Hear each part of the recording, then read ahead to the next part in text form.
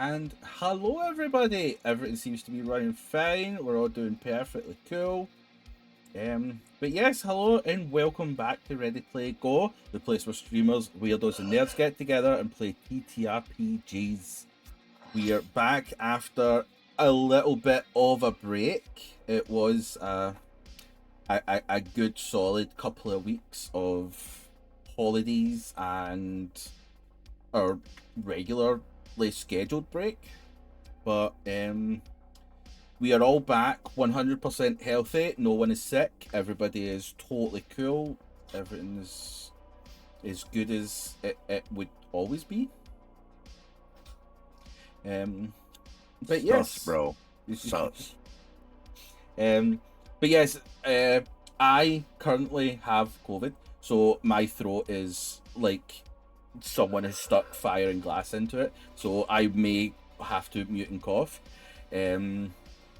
But we'll get there. We'll get through it because that's what we do. But yeah, would like to say welcome back to our lovely cast of the game. We have Avery Connors, Docs Ryan, Haberdactor, and Outermost Ghost, who have all come back, which is either they're enjoying it or I haven't made it terrible enough. So I'll need to get on that and start adding in the actual scary and horror stuff. So yeah. I don't know. That scene where Avery gets traumatized by space was pretty terrifying. Yeah, that was, and when he got traumatized by the figures and traumatized by the other figures, traumatized by the stairwell and the body in the ship. Hey, the body was nice. He left us a note. Well, not us, but you know. Yeah.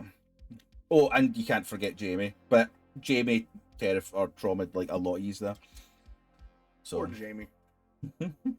But yes, before did I remember anything, mate? Where is it? Yeah, it's there. So before we begin, I want to say a quick disclaimer. Our Alien game is intended for those 18 and over. With both action and horror vibes, the game is intended to be played into character fears. This may invoke anxiety.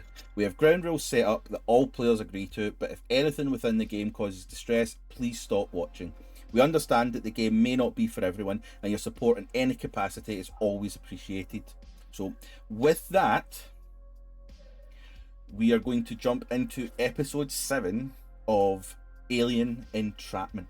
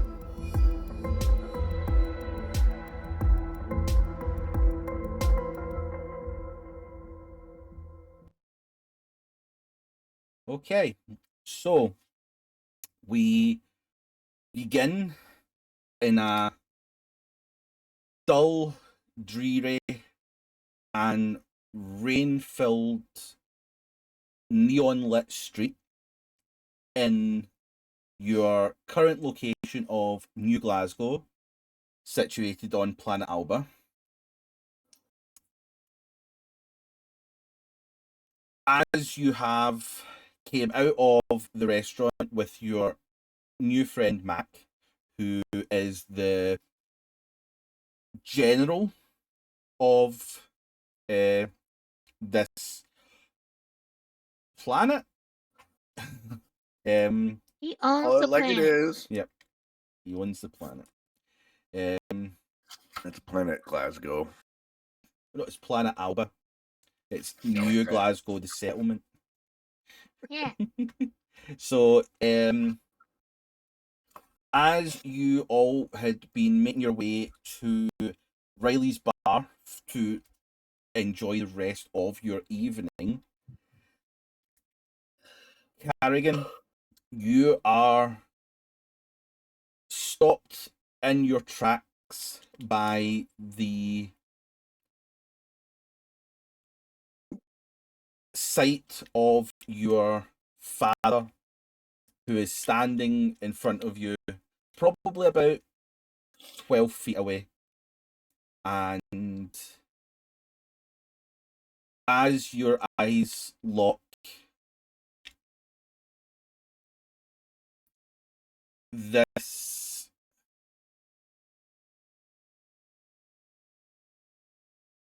emotion just envelops you.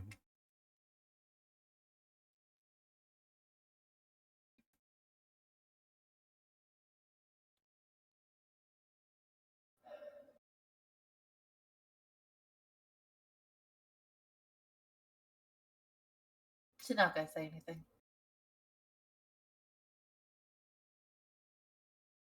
With what feels like an eternity of silence, Joshua and Andrea, you are kind of just hovering behind, just seeing Carrigan just still and silent, staring at this Man. man, and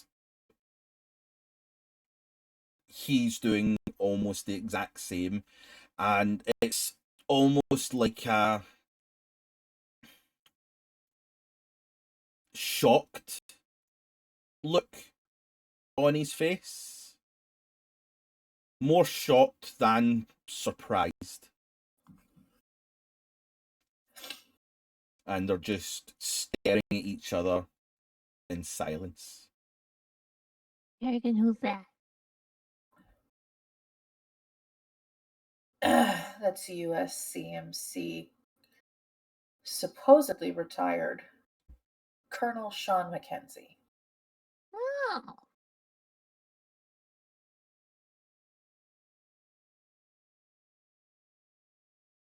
Oh, now I get where you get your posture from, Carrigan.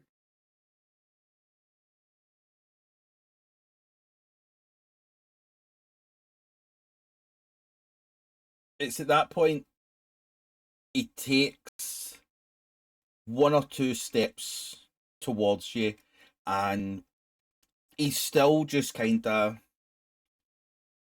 looking at Carrigan with a shocked and confused look on his face, as if trying to process things. And Carrigan, that's when he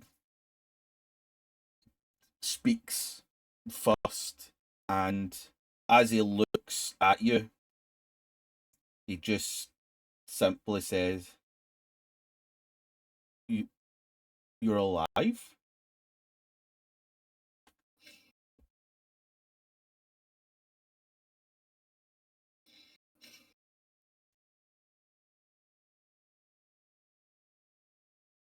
She's gonna basically do what I'm doing now. She's got her arms crossed. She's doing this nod, shaking her head, and it's like,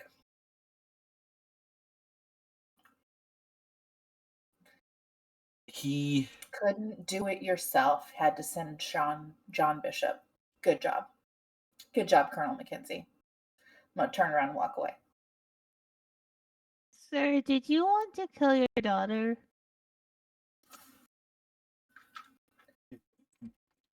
kill my daughter? No. Because Mr. Oh, what was it? Captain Bishop? Yes, I'm sure it was. Yes, it was. Okay.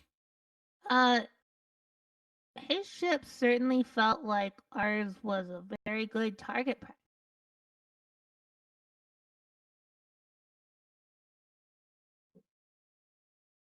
His confused look kind of almost doubles, almost like an exaggerated confusion, as he kind of,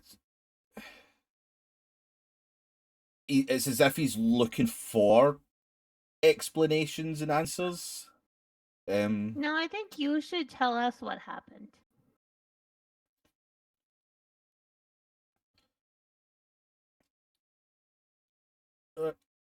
I think this is a conversation for me and my daughter. I've walked off. Yeah, it's Yeah. Carrigan Well, I'm just doesn't like, want to talk to you right now, apparently. Leave a message at the beep.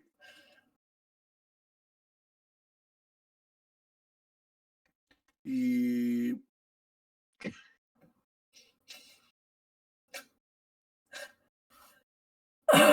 you do get a small chuckle from Mac at that moment.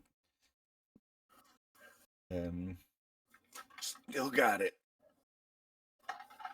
But Mac kind of judging the situation turns to Sean Mackenzie and just say, look, head back to the office and take a minute. This isn't going to get solved right now.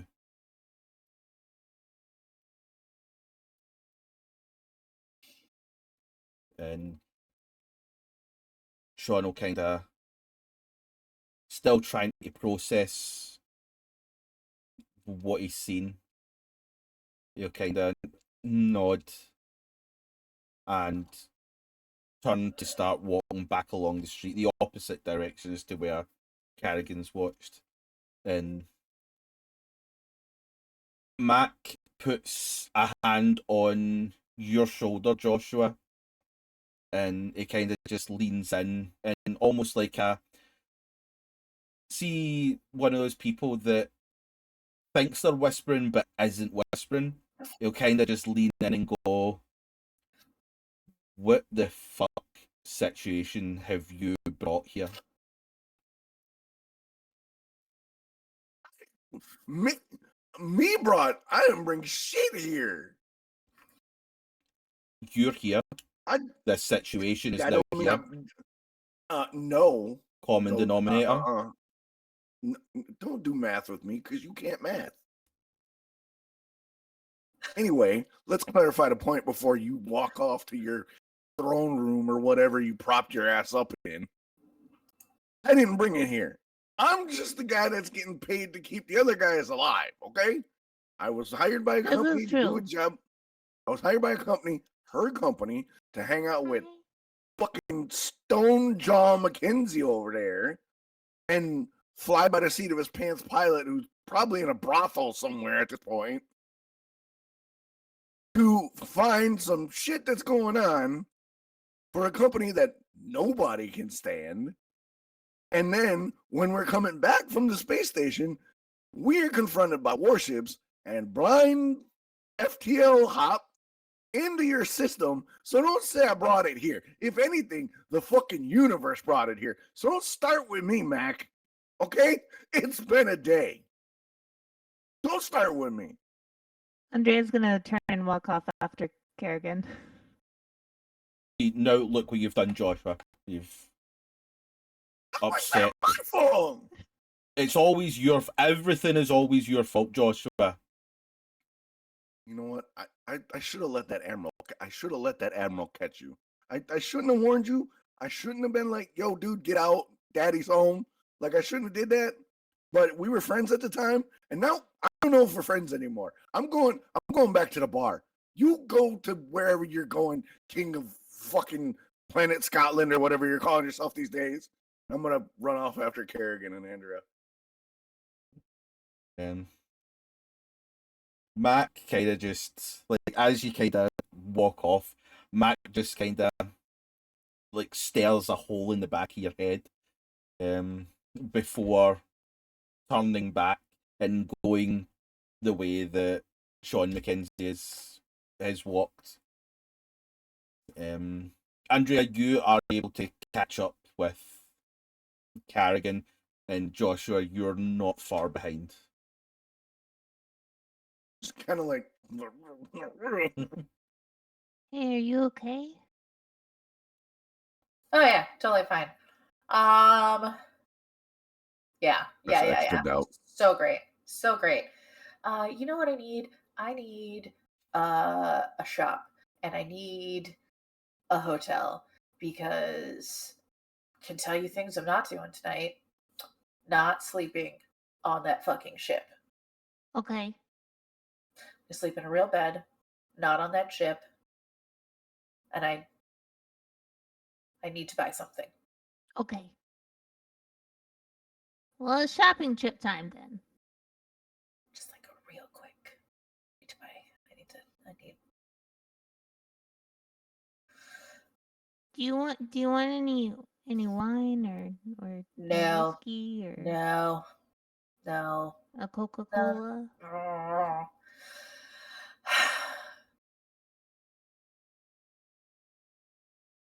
No, thank you. Okay. I need to pick up something. And what time is it? We've had a day.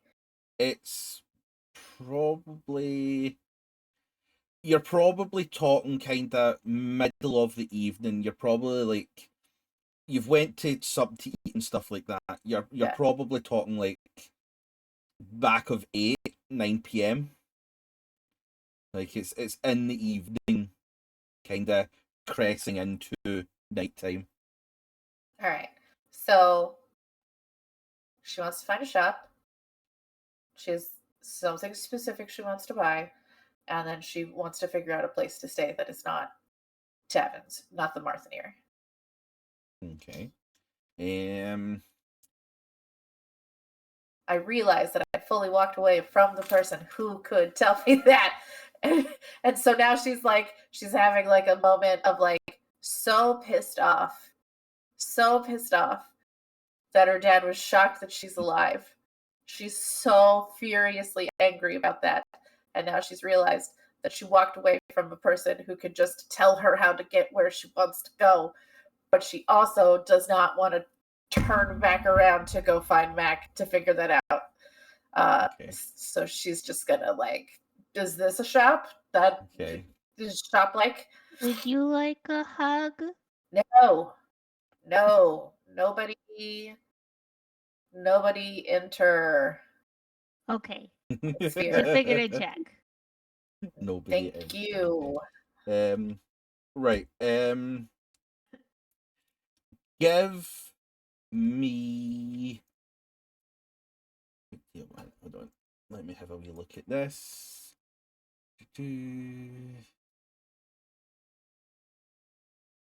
Observation? Yeah, I believe I was just reading survival again, but go with observation. Okay. Okay. May I also look since I am helping? Yes, you can also give an observation. One success. I got one success. Okay. Carrigan, you kind of wander about for not as long because Andrea is also kind of you do come across someone that looks as if they may be of kind of like importance in a way of like customer servicey kind of thing. Okay. You do go up and kind of ask for directions or anything like that, and they kind of just give back a blind kind of stare as you're kind of talking to them before they kind of just slowly turn and walk off. But it's at that moment where Andrea does notice kind of off one of the little side. Here, as much as there's a lot of alleyways, the alleyways are still kind of lively. It seems to just be that these are small streets as opposed to back alleys and dark places. But you are able to find what looks to be quite a shop of everything, and it is called... Oh, wrong page. It's not Scottish, it's crap. No, that's in a different settlement. No, you come across a place called Mix Muchness. All right, I'm gonna go in there. I'm gonna find person. Okay. As you walk in, there is a little bell noise as you open the door, which kind of takes you by surprise because it's a push door and this is 2141. But you go in and it is just filled with clutter. Like, there's shelves where everything looks as if it has its place, but its place is a mess. So, like, you can go in and you'll find, like pillows, but all the pillows are in one little section, and then there's other bits and pieces and stuff like that. There's a lot of items that you've never really seen before, but don't look like anything that you have seen in your lifetime. And then there's just knickknacks, and it's very much a shop of everything. Gonna try to find shopkeeper, clerk, whatever. As you kind of look around, you do find someone that is wearing like a little kind of overall apron. Apron? Yep. Yeah. And they are currently just stocking a shelf. And as you approach, everything you hate in the world is just coming out, because you can physically see that there is no... They are just taking random stuff and just putting it onto one shelf, and it's just... Yeah, I'm just gonna... Excuse me. Hi. So...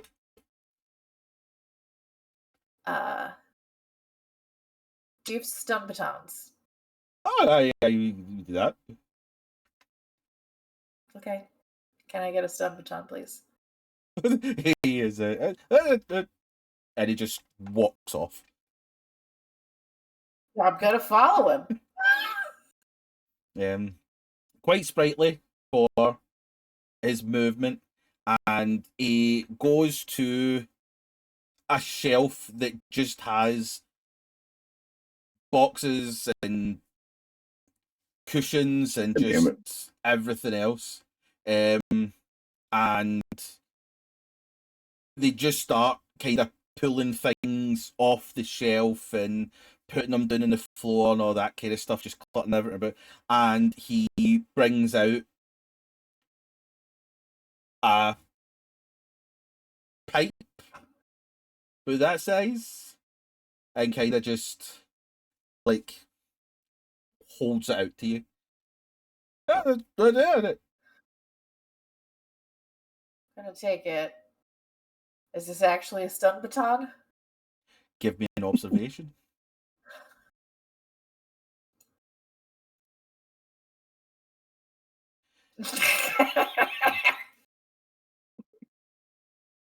That's 4 successes.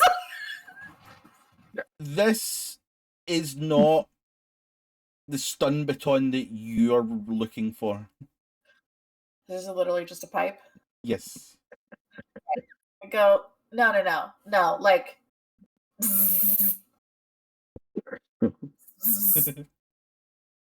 with electricity.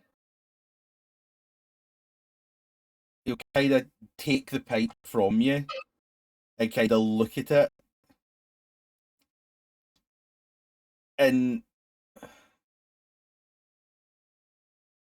you didn't even notice, but they turn around and stalking another shelf to the side is just another person, and he just turns and wallops him in the head as he goes down and bzzz. No. Nope.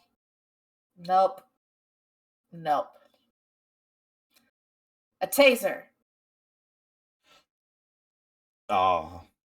And he kind of walks off in another direction and pulls out another pipe, but this does have 2 prongs on the end of it as he hands it to you. Is it really this hard to find a taser? I'm gonna see if it works. Not on a person, but just like make sure. Yeah, it all lights up. All right. Thank you. Well, where do I pay? It kind of just leads you up to the kind of the counter, and it'll cost you a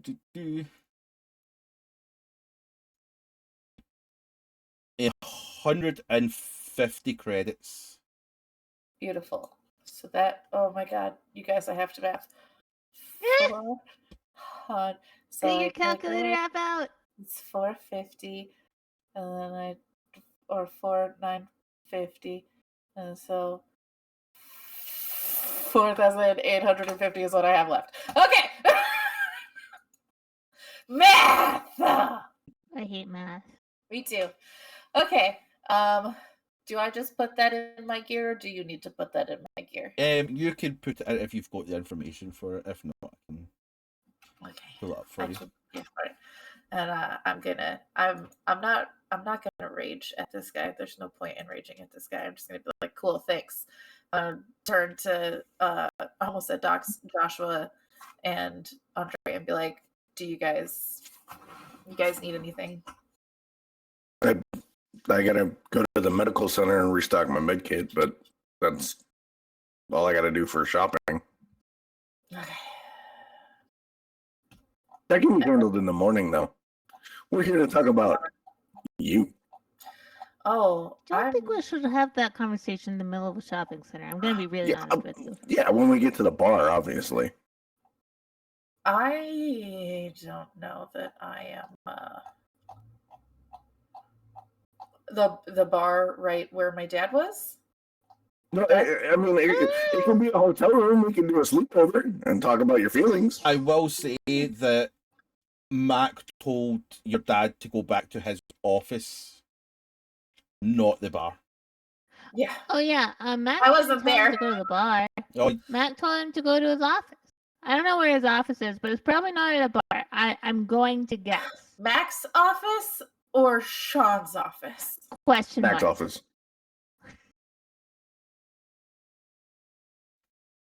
You know, he is the king of Elba. I'm trying. Or the general, or whatever fat, fictitious ass title he gave himself. I would really just love to go to sleep. Okay, slumber party it is. We can do each other's hair and talk about, boyfriends and whatnot. I think Carrigan doesn't want to sleep over with us. I think that's okay. She's no fun. She should have her own bed. Look, I got great bedside manner and I'm a grade A cuddler. That's all I'm saying. No, thank you. I don't think anybody needs cuddles. Thank you for offering. The least amount of touching possible is what I would love. Josh was doing it just to needle her. Well, where?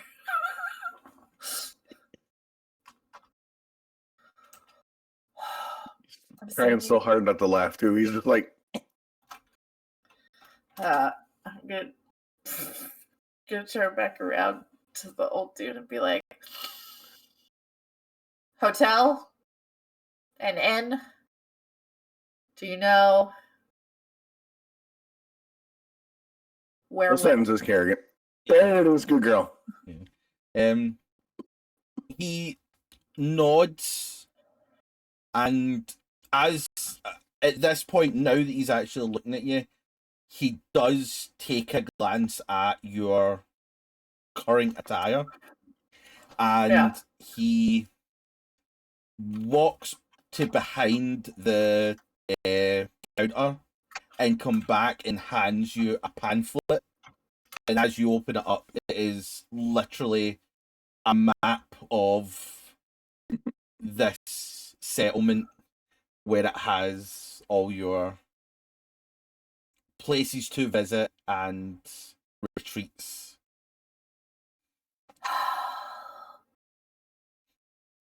Cheers. And random. I would like to give this man, specifically this man, who should be irritating me. I'm just gonna give him 5 credits just like, hey, thanks. Hey, thanks. Okay. It's the Carrigan tax. That's the only. I got my baton. He gave me a map. Everything's gravy boats. He takes the credits and smiles at you. And before you leave, he takes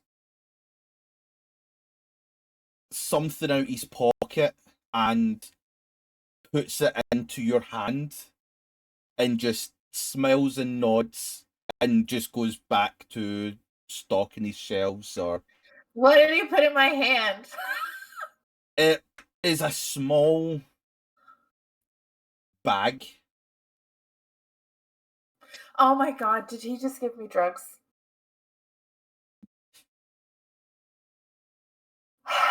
What kind? Are you going to open them here?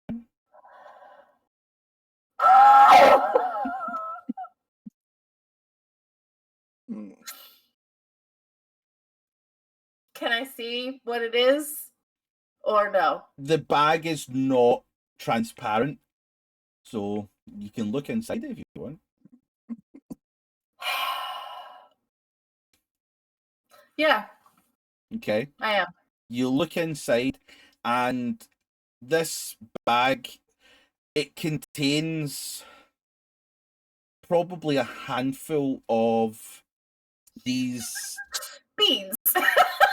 Magical beans. No, it is small. I've got my description here. It's small mushrooms. It has a blue cap and white spots on the cap.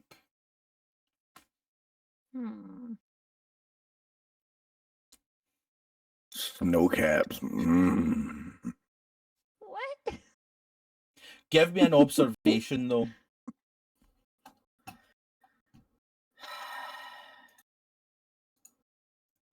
I'm trying. There we go. 2 successes. You have seen these once before. Someone had smuggled them in at some point into Novgorod, but that is where you have seen these. Okay.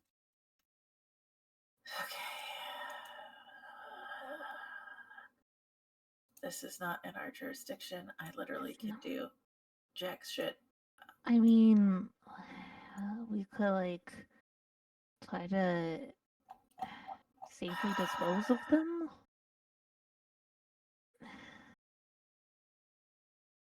The number.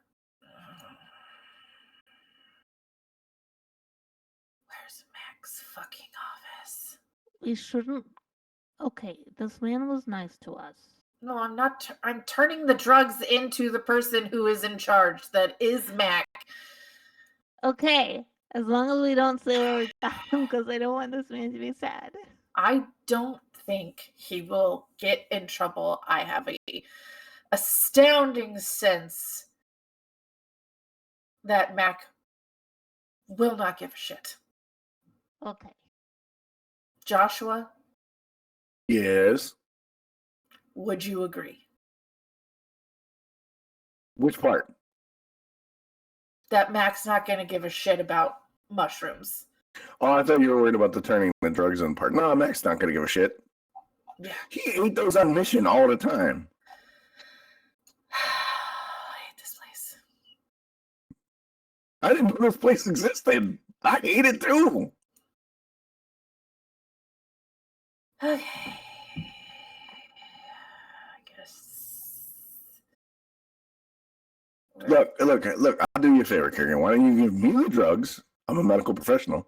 No. I'll take them to Mac, No. and you can go to the hotel and relax. No, absolutely not. Why not? No. What are you worried? I'm just going to give them to some homeless guy on the street and be like, here, have fun for the night? No, I'm pretty sure I'm you're a responsible medical professional. What? What was that? I said What? that I feel like you would probably take them. No. Nope. Not me. I'm a beer guy. Not a mushroom guy. I'll take mushrooms on my pizza, on my burger, but not those kind of mushrooms. I mean, I could take them, so you could rest. I don't mind going. No. If you want to come with me, that's one thing. They are not going to leave my possession. I'm an officer of the law. You are no longer a marshal. No. If you guys want to accompany me so I don't beat the shit out of my dad, that's fine. I feel like he might deserve it a little bit. Do you know where Mac's off? Oh, hold on. I have a map. Yeah, you're Where's able to. Mac's office? Yeah. You're able to All find right. it. Well, I'm gonna go there. Are you guys gonna come with me? Yeah. I'm traveling along with a bag of popcorn. Yes, she has a taser now. Right in the nuts. Okay. So you're making your way to Max? Yeah. Okay. So as the three of you leave the store, the keeper giving one last little smiling thumbs up, we are going to flip over to Martha, where we find Tavin. You are currently in your bunk. Pretty sure where we left off is you were in your bunk reading your book, kind of just de-stressing after trying to be rid of Jamie and not having the success. But you are having just stored away the body that was in your kind of cargo bay or your hangar area. It's probably been an hour since you kind of got to your bunk. Is there anything that you wish to be doing, or is your plan to just chill? And it's still late evening, right? Yeah, you're probably beyond 9 p.m. You're probably talking like 9:30. After at this point, once they've kind of found the store and stuff. Worry about what I was gonna do tomorrow then. He doesn't know where anyone else is, and was gonna worry about getting supplies for the ship, but everything like that's probably closed by this point. I think he'll just hang out in the ship then, because that's where he's gonna sleep. I mean, while you're kind of parked in this transport thing, the transport bay is still, there's still ships coming in. It's like this is almost like this is like the main communication planet for the kind of crossover of the New Frontier to Something then I will do is go out to the port and try and find one of the workers and ask them where I would get fuel, because ship's gonna be running low at this point. you are able to find one of the workers quite easily because there's quite a few. They do let you know that because it was an emergency that you came in on, that the plan is that they are going to fuel your ship, and any kind of supplies that you require can be accommodated within kind of reason. And free of charge? The chap that you're talking to kind of gives you a look, and it kind of the fuel, yes, but everything else, no. You can pay. Tavin's gonna be a little wide-eyed because the fuel is the expensive shit. Okay. Then, alright, well, I do need food. Where the hell would I get that in this town? We are out of food. You would be able to buy in. I'm asking Oh, okay. to the to the dock worker. If you want normal prefab meals, the dock can supply, as in the space dock, not the doctor. If you want anything special, there is a store that you can purchase stuff, and it'll give you a map and kind of circle the kind of places that you can get food from. I will give him 5 credits and say thanks, man, for the help, and will make my way towards the space dock supplies because we need fucking food. Yeah. He kind of, with a surprised look at his face, he takes the credits and kind of gives a nod and thank you of appreciation. And you head into the main space dock, and there is kind of like different sections of where you can buy like bulk supplies for, and it's your typical kind of like what would normally be stored on like space stations and stuff like that is just like your run-of-the-mill prefab meals. So it's like you can buy them in bulk. They work out at 10 credits per meal, but each prefab meal will run you like a day. So it's like it's 10 credits. It's one so it's 10 credits per person per day. Yes. Essentially. Yeah, for this kind of stuff. Okay. If you're wanting to get specialty stuff, then those have their own prices depending on where you go. But this kind of run of the mill, kind of pre-prepped flash frozen ration kind of thing. It's just your run of the mill thing.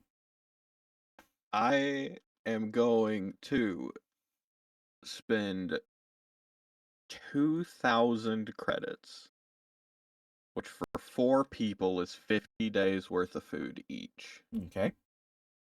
on food, and have that taken in crates to Martha. Yep, that's no problem at all. They are able to assist you in loading, and they will also hook up Martha to the fuel line and kind of begin getting that kind of stuff ready so that you're free to kind of leave whenever. But I will just write that down. 2,000 creds of food. Just so I've got that. Which is 50 days per person if 4 of us. 50 days.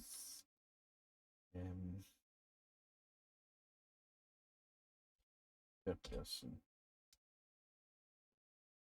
People. Yep, that is cool. But yeah, it's easy enough to kind of get that all loaded up, packed away.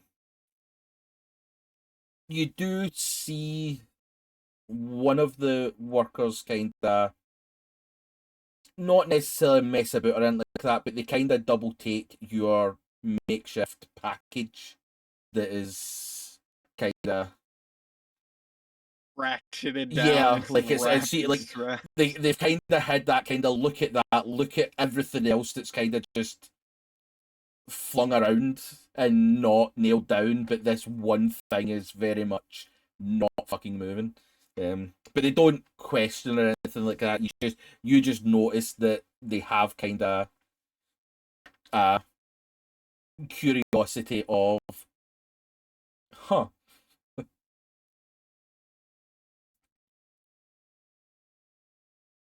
I think once he gets that all done, he is going to go up to the to his room, and kind of in the same way that he did before, he's gonna lay in his bed and act like he's about to read his book, and then he's gonna break down completely because he's been super fucking stressed, thought he was gonna die, everyone seems to fucking hate him, and has been holding that shit in for like 3 months now. Ship almost got blown up by the military, had to do an unprepared FTL jump and thought he might have killed Andrea from it, shot someone. I think he's gonna just like have a complete breakdown. Okay. Like he's got the food, he's got the fuel, he's safe, and it's like finally hitting him. Yeah. I will say for that kind of moment kind of thing, and a kind of like a turn afterwards,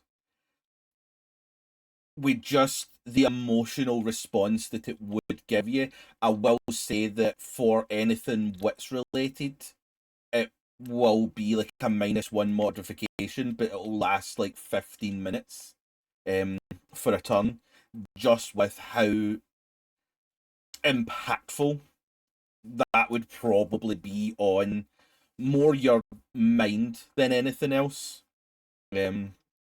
So just to kind of simulate that mental effect, we'll just go with the -1 just on wits and stuff.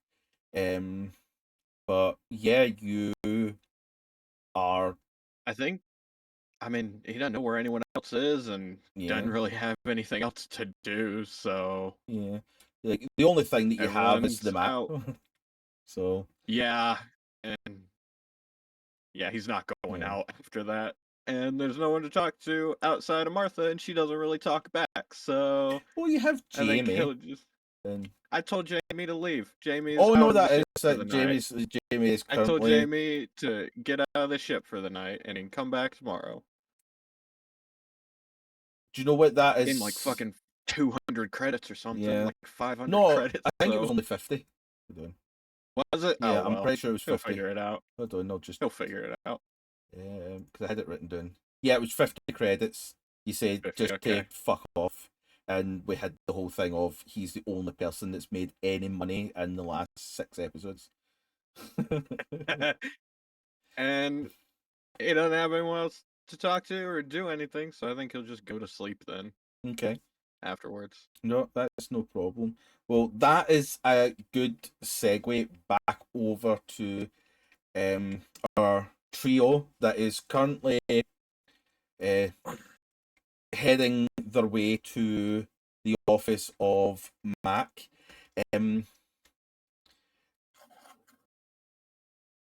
Joshua, give me an observation. Observation. Okay. 2 2 successes. successes. Yay! As you're kind of following along, Andrea and Carrigan, kind of keeping your distance, but still very much being a part of the situation, because you want your tea. You do notice out the corner of your eye a scared, wandering Jamie just sauntering through the streets alleyway of this main drag that you're walking along.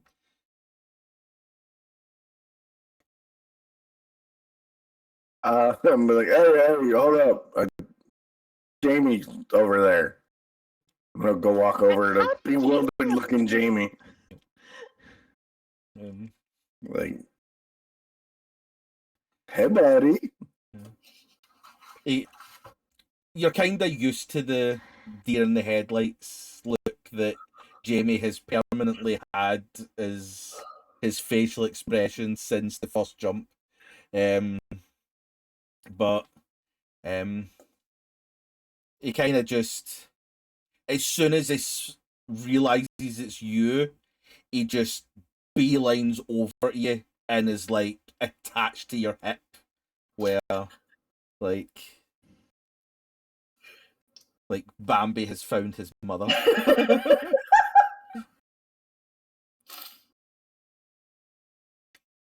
So, how's your night? He kind of he looks at you, but give me a medical roll. Lord.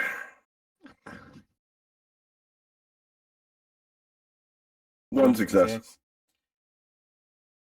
As he looks at you and you look back, you notice that his eyes are dilated as fuck. Eat the mushrooms. And I'm like, just be cool, be cool, be cool. and you do notice a similar looking bag in his hand.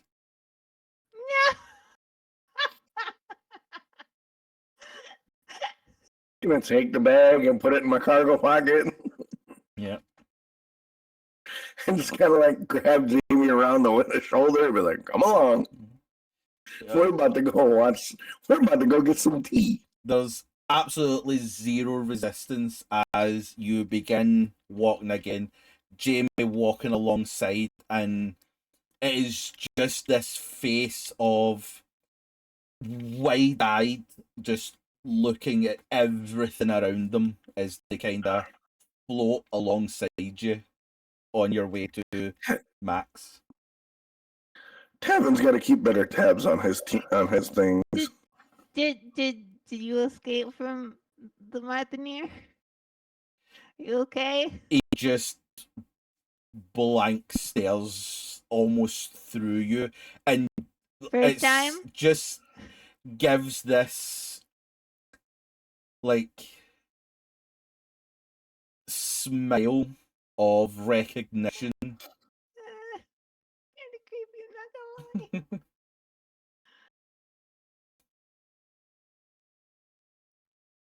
And we'll continue on, I guess. Keep going. Yeah, it doesn't take you long, and you come across that it's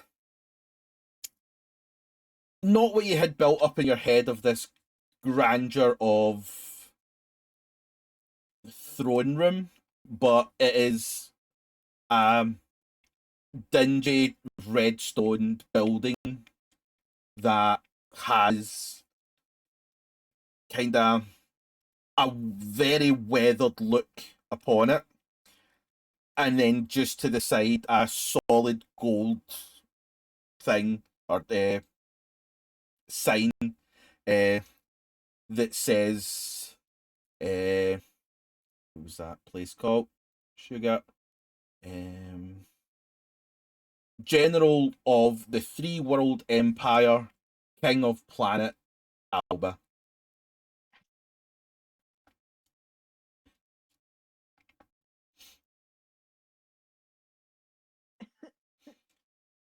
And there's one massive big door that is unlocked. It's gonna go straight in. We did follow. Mhm. The four of you, three of you walking, one floating, go into the kind of office block, where you do find a receptionist, that just kind of stares at all four of you, kind of looking you up and down, and she then works her way back to you, Carrigan, looks at your uniform, and kind of just goes on to her computer system and kind of just, again, that kind of side eye just goes, Mac, you have visitors.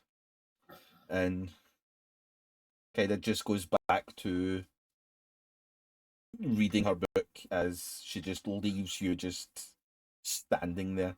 It doesn't take long until Mac comes down the stairs and greets you in the kind of reception. So you've came back. Gonna hand him the bag. I tipped someone for a map, and they gave me mushrooms. Don't want them on the street. I'm not the law here. Here you go. Thank you. You'll kind of have a look and Know what your laws are. You are the closest thing to an authority figure that I have met here, being king of the planet. So he kind of opens the bag to have a look at them, and his facial expression kind of changes to a more stern look, and in a kind of almost a changed octave, he'll kind of just, where did you get them from?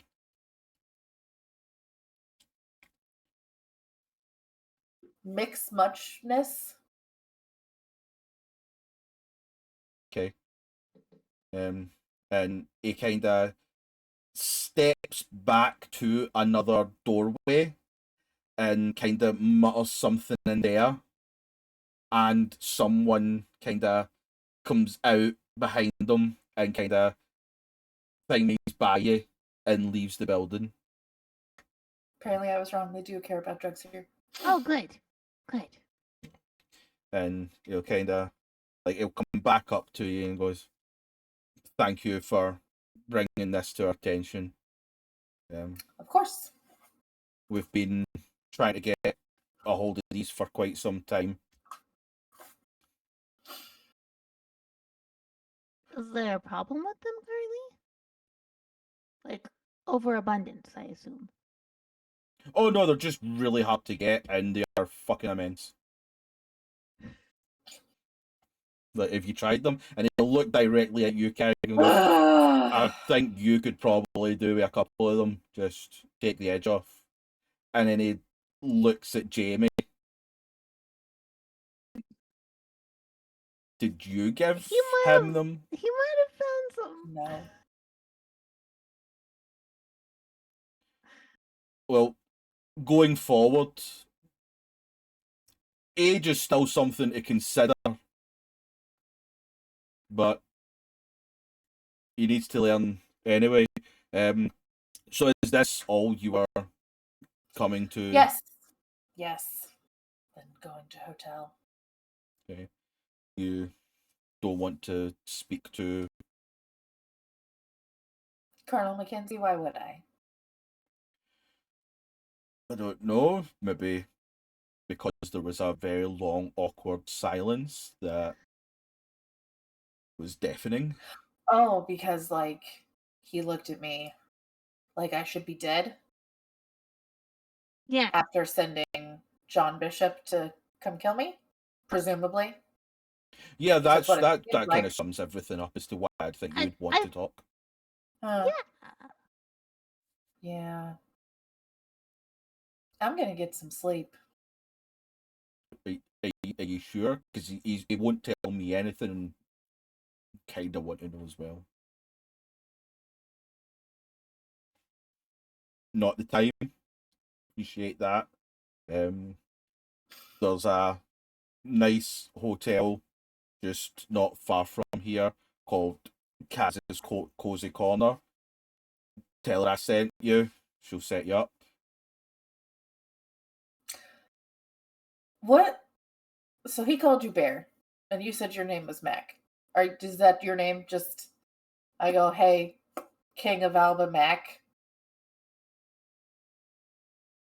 Yeah, I mean, I feel like we'd already went through these introductions as to... Did we? Abba doesn't remember. Not really. He just told us to call him the king of the world. General Okay. of the Royal Marines. Yeah. Some have Is it referred Mac? to me as God. Is it Mac like how? Because I'm Mackenzie. Some people used to call my dad Mac. Yeah.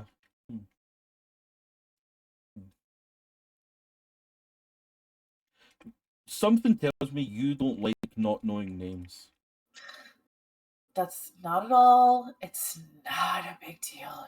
It's curious. it's a manners thing for a lot of people, you know? Thank you. People make way too big deal out of me knowing their names, apparently. Just asking. Just asking. Everybody losing their minds. I think it's the way you kind of come across that authoritative Breathing? demand, you know? Was Like, in demand.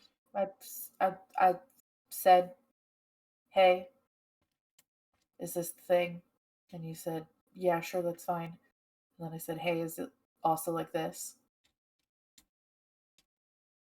yeah, but you have to look at it from a criminal's point of view as well. Like, ID So you're a yourself. criminal? I don't have to ID myself. I've not committed any crime. Like, You just called yourself a criminal? Some would say war criminal. that was not proven.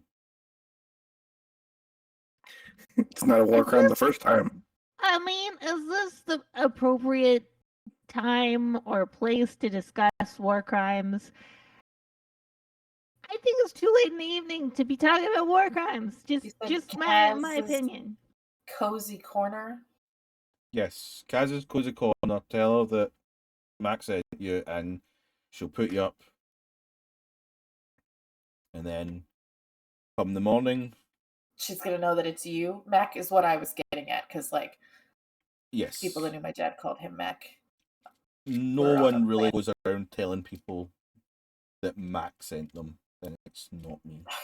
And come back in the morning, start And fresh. it's not like a lot of like Mackenzie's, McTavishes, McElroy. Yeah, I know those people. Okay, fine. Cool. Thanks. Gonna follow my map. As you go. Hey, take Jamie with you. I'm gonna hang here for a minute. Hey, Mac, I just want to say thanks for showing us around.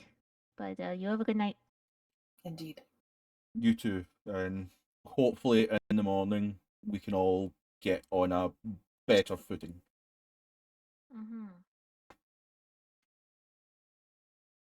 Anyway, kind of give a bit more of a formal salute goodbye as you fly Jamie like a kite back to the hotel. And I will say, as you're walking by, Jamie is just in awe of the lights and everything that are just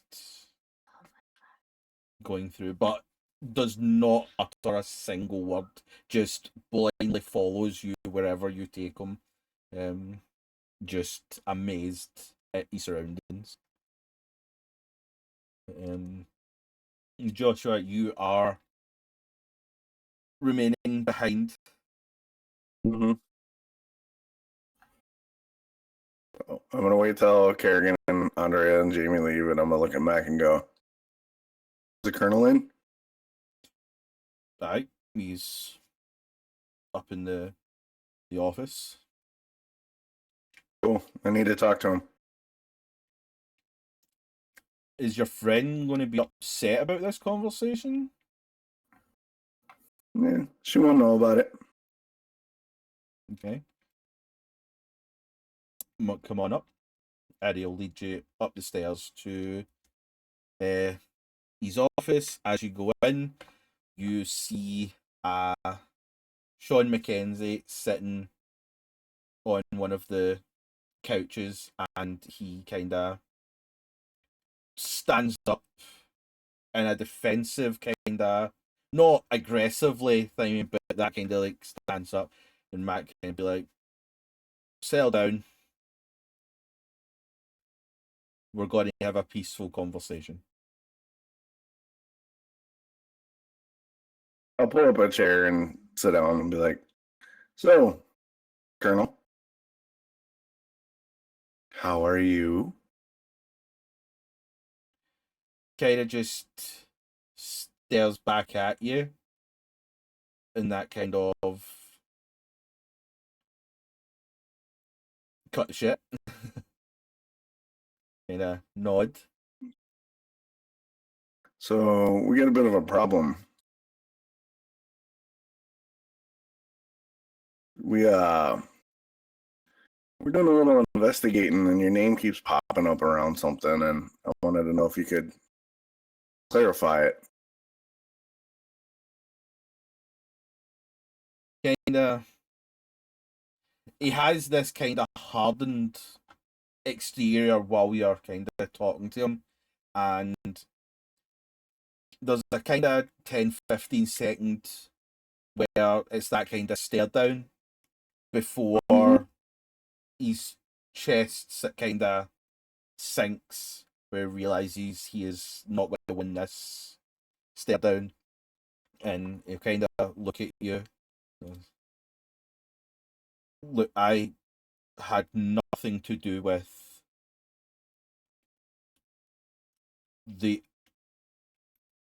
what was planned. I just made some calls to say Carrie had came into contact, and that was it.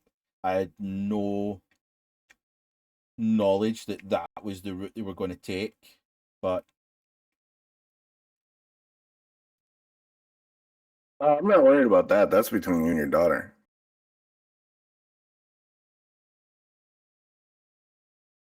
I want to know why your name keeps popping up around this chemical that I keep running into. And I want to know what you know about it. Kind of takes another bit of a pause. That is all classified information, and I don't feel comfortable talking to a complete stranger. Okay, maybe you feel comfortable speaking to a chief from Delta who was hired to keep your daughter alive while she's running around trying to investigate a chemical that makes people lose their mind, that has your name and fingerprints all over it and reports we found. So you don't want to talk to a stranger, but you might want to talk to the guy who's going to keep your daughter alive. Who sent you on this mission to find? The company job.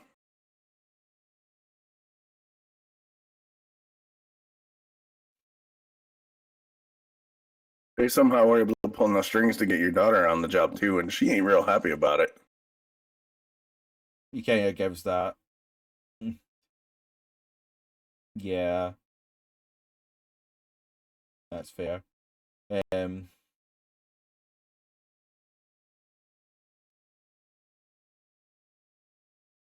expected the company were going to get involved at some point, and kind of thought it would be a lot sooner than now. Look, there's not a lot that I can tell you about what was going on. All it was I was in charge of setting up scientific research on a newly discovered chemical. Chemical that turns people into rabid, zombie-like killing machines. When you say that, it kinda has a confused look on his face.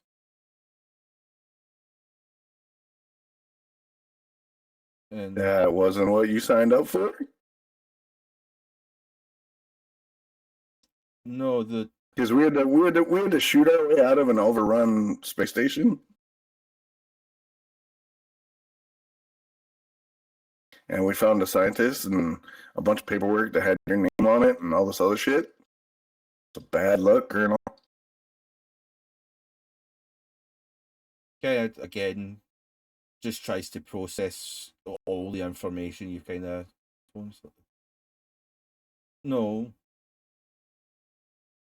we set this up almost 20 years ago, and after the first couple of years we had a breach where someone tried to sabotage, and I was taking off all details of it. I haven't heard anything. It was all supposed to have been shut down. Yeah, that's usually how black box projects go. The shit goes south, they shut it down, and then good people stumble across it and get hurt.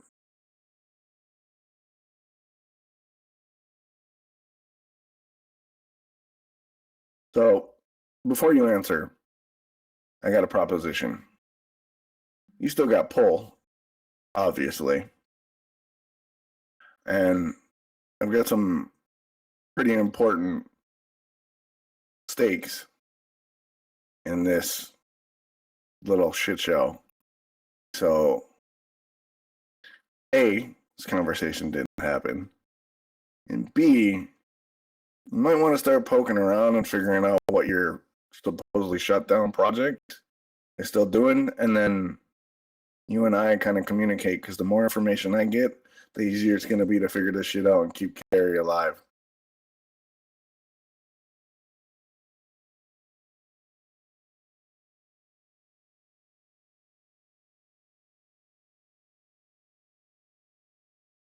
I don't have the pull you think I do. I was removed from any form of authoritative power years ago.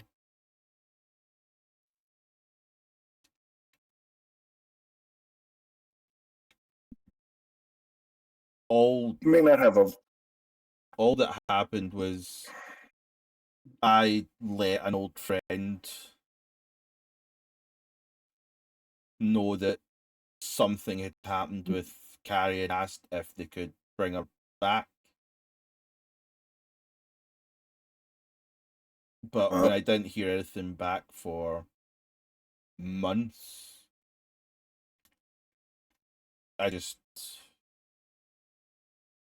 assumed something had happened, and I've been trying to get information on what happened.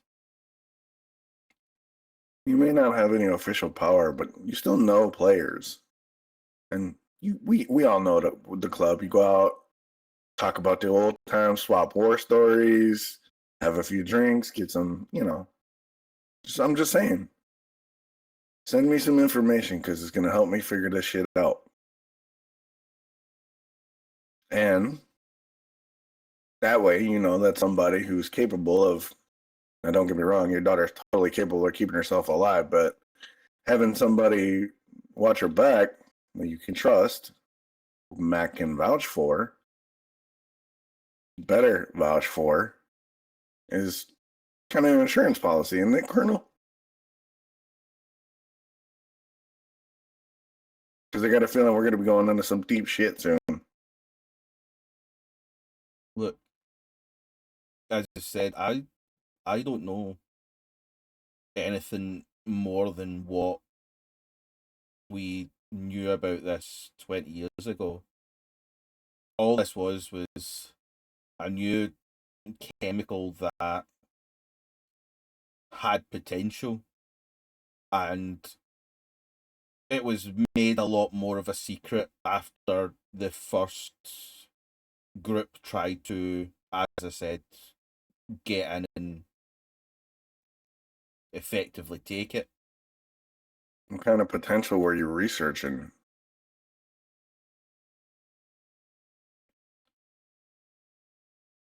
As far as I remember,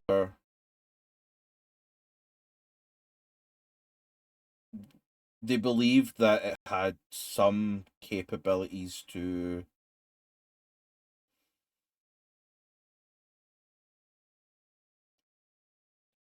eradicate diseases and illnesses. That was what we were looking at for it. Well, that ain't what we found.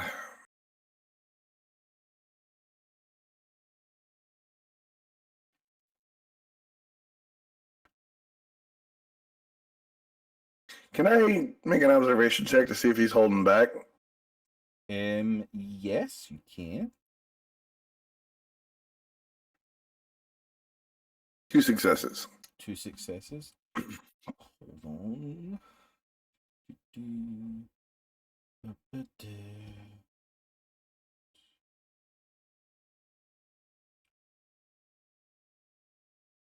Wait a minute.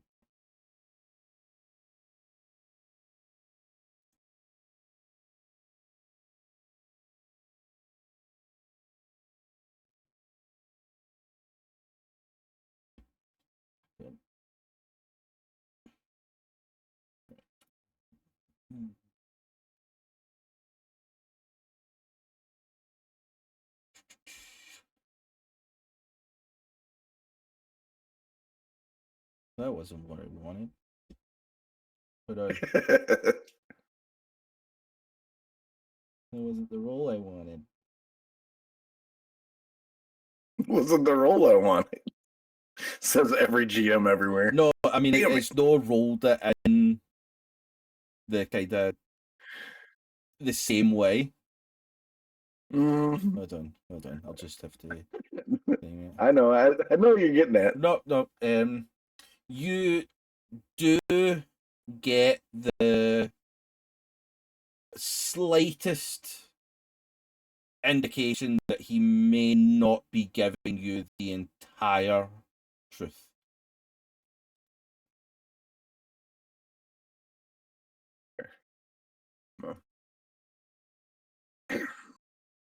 So,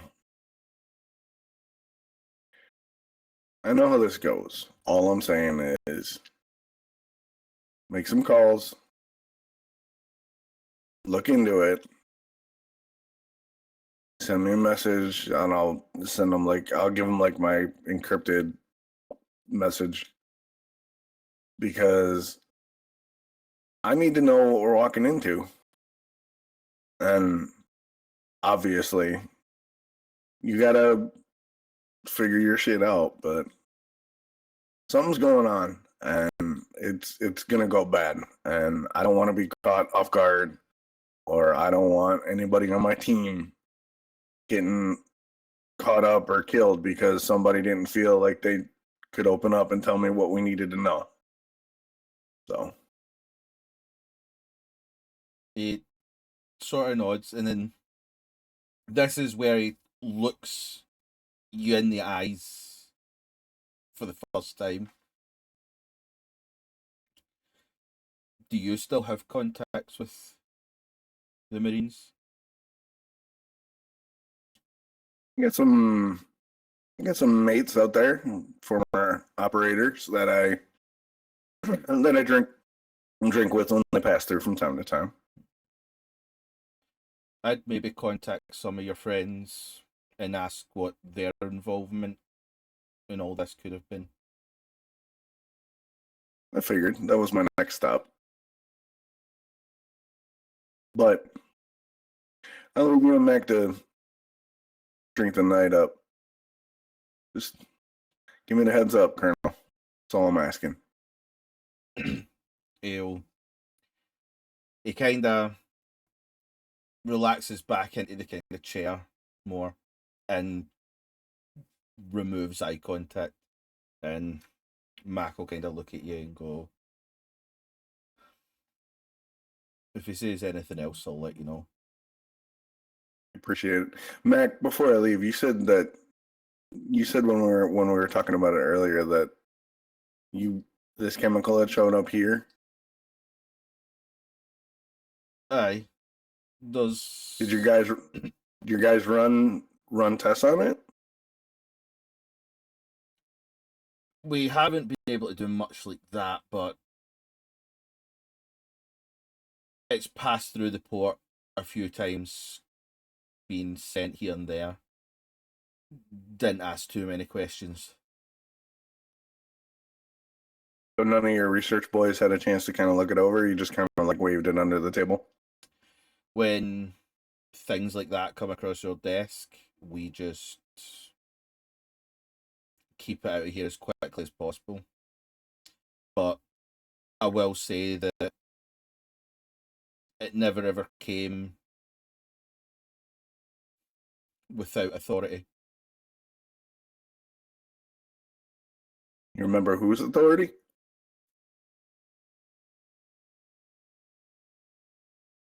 I think you need to talk to some of your old friends. All right, I got it. Well, gentlemen, enjoy your evening. Then I'm going to walk out. Yep. With that, Head back to the hotel. Yep. Carrigan, Andrea, you had made it to the hotel, no problem. And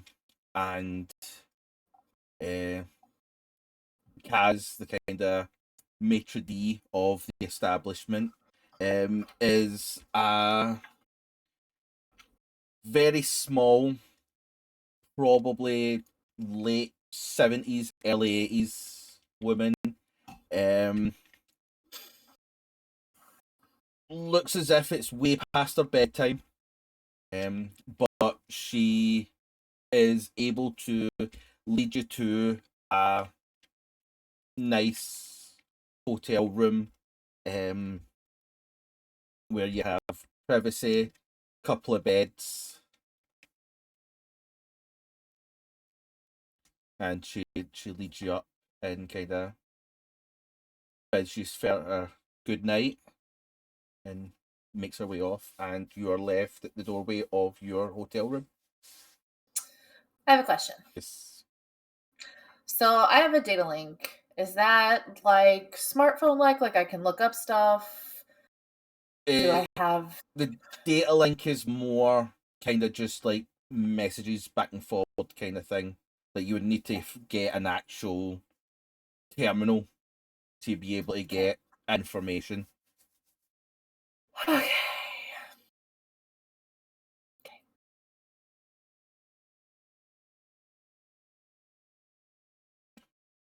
She gotta go to sleep. She's fucking done with the day. No problem. Is there only one hotel room? If you wish to have your own, then it would have been supplied. There would have been enough rooms for how many you wanted, whether you were going to share though. Joshua would have been given their own room as well, so Okay. it is up to you if you are wanting to room share or have your own. Oh, we know Carrigan's getting her own. I assume Carrigan wants her own room. Right, no, that's no problem. So, what I would imagine is yous have got 3 rooms. Carrigan's into one. Yous have stuck Jamie into whatever one Joshua was going to be sleeping in, and Andrea, you'll have your own as well. Oh no, I'm not staying here. I'm going back to the ship. Oh, okay. Well, it's just the 2 that you would. Yeah. But unless you're wanting to take Jamie back with you. I'm not going to be a chaperone tonight. No, I'm not going to do that. I have no desire to be a chaperone. Well, what I will say is, as Joshua has not made it to the hotel yet, Jamie will be left in the very capable hands of Kaz, who will make sure they're okay until Joshua arrives and decides what they want to do. Wait. Dumb question. Do I have to have? Can I even get on the ship right now? Probably not. That's a good Okay, then I'll question. stay here. Tavin, would the ship be opened, or would you have locked it all? The ship would be locked, but he would have made it so that the Okay. other people, except for Carrigan, can get into the ship. So you can get on the ship if you want, Andrea. Yeah, then she's gonna go back. There to the ship. also is a way to like essentially buzz into the essentially a doorbell to like knock onto it. There you go. So yeah. I'll go back to the ship then. Okay. So yeah, you would have parted ways, left Jamie there, and headed back to the ship. Mm-hmm. And you'd probably be back there before Joshua had even left Mac's office. Probably. What do you wish to do? Well, I have to file reports, Okay. but I'm going to leave out the fact that I legally died because I don't want the paperwork to deal with that. Understandable. And then I will take some never sleep. Okay. And stay up and do more work. Very well. You are more than welcome to do that. Joshua, you would have made it back to the hotel, been told the situation. Pardon me. You would have been handed As Chris Jamie. dies. Yeah. You would have been handed Jamie. Are you wanting to stay at the hotel or? Yeah. Okay, so you would have been given a hotel. Kaz would have been nice and gave you a twin room. So you have your own bed. But, Thanks. Otherwise, we're gonna be sleeping on the floor. yeah. But I will say that not long after you had got back to the room and kind of like started settling in, Jamie would have. You would have rolled over in bed, and Jamie is just standing staring at you as you kind of open your eyes to the thought of someone just staring at you. And when you look, he is just drenched in sweat. Mm-hmm. And give me an observation. Oh, this. Somebody's getting killed. Okay, Neither success or fail. Yep, you don't notice. He's covered in vomit. I fucking hate it. He just kind of stares at you, Yeah. and he'll go, where did you put them? What? Put what? My things. They're on the ship. Your things are on the ship. Your bag, your boots, your gear, that's on the ship. No, my other things. Your teddy bear and your Captain Hero poster, that's all in your room back on the space station.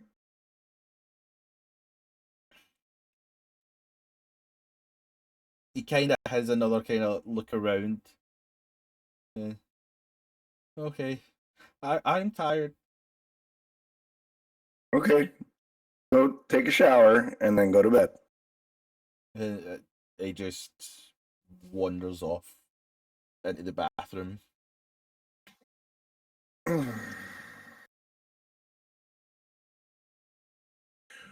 Just gonna wait up until he gets out of the bathroom and make sure he goes to bed. How long you gotta wait? As long as it takes, because I fucking hate being a doctor. Okay. If he's not out in like 40 minutes, I'm gonna go and check on him. 40 minutes come and go. Okay, go to just. Hey, buddy, are you okay in there? There's no answer. Oh, motherfucker. Is the door locked? No. The door is slightly Okay. ajar. Open the door. The sight you see is a passed out Jamie in the bathtub with the shower running over his body. Not over his head or in a dangerous way, just the shower is just running as he is asleep in the bath. Okay, walk over, turn the shower off, grab a bunch of towels, and just throw them over him like a blanket, roll them on his side. Okay. Yep, you do that, and Close the bathroom door and go to bed. Yep. Okay. Yep, you're able to go to sleep, and with that, everybody is able to go off in a merry, merry sleep of lullabies, anxiety, sadness, anger, and with that, we are going to take our quick break for 10 minutes because I just noticed what the time was there. So yeah, go to the bathroom, fill up your snacks and your drinks, and we shall be back in around 10 minutes time. And where's my break button? There, it's there. Refreshed and has further refreshments for the last part of our episode. So yes, we are going to open up in the morning on Martha. Tavin, you wake up after a roller coaster of an emotional evening. Feeling, I'd imagine, slightly less stressed from your exertion of emotions, but you are woken up from a nice slumber.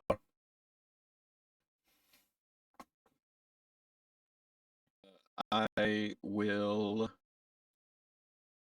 go out to the mess hall and eat some ramen for breakfast. Very well.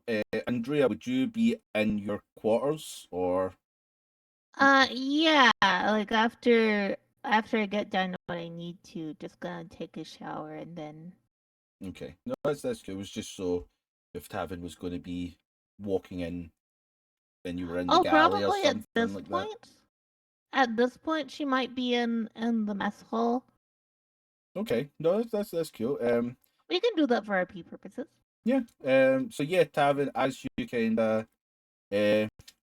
go into the mess hall to kind of get your breakfast and start your day, sitting at the kind of central table, you do find Andrea, who is looking awake and as if productivity has been at a high throughout, Drinking a cup of coffee. and drinking a cup of coffee. And we'll just go ahead. I was just going to say, Andrea, you would have noticed that the mess hall has been stocked with Yeah. a better supply of kind of like food and like your normal and every like coffee and stuff like that would have been within the package kind of thing. Yeah.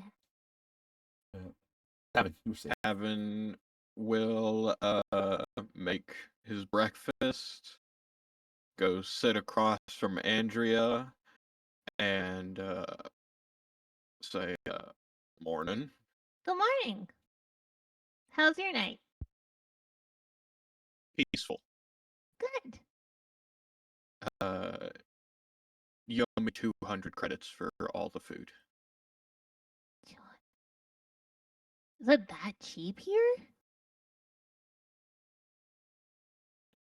It's pretty cheap, especially if you buy bulk. I'm splitting it Okay. among everyone. Oh, do we need more? Because we can get more if needed and just charge it via expense report. Well, I mean, I'll charge it back, but I'll pay for it. If you want to buy like fancier stuff for yourself, you're fully welcome to. Right now, Oh no, I meant like we I don't have- know. I don't want it to be a thing where, you know, because of the youth, we need more food. I don't know how much Tavin, teenage boy needs. when she says youth, is gonna look for a second and just go, "Oh fuck, I forgot about him." Or are Yeah, we we just will putting need him more. in cryo sleep? Well, that kind of depends, because if we go back to the station, I can take him home, great. Or if you got a way to get him home, it's too expensive for me. How much is it? It was like 4,000 credits, right, Chris? Something like that. I don't actually think it was that much, would it? I'm It was pretty sure Chris 3,000. said 3,000. Yeah. It was 3,000. 3,000. 2,000 credits of food, which was Oh. 50 days per person. No. No. To get Jamie back to the station. Oh yeah, it was 3,000, because it was like almost a year of travel because they had to go a anchor point and then to Novgorod. Yeah.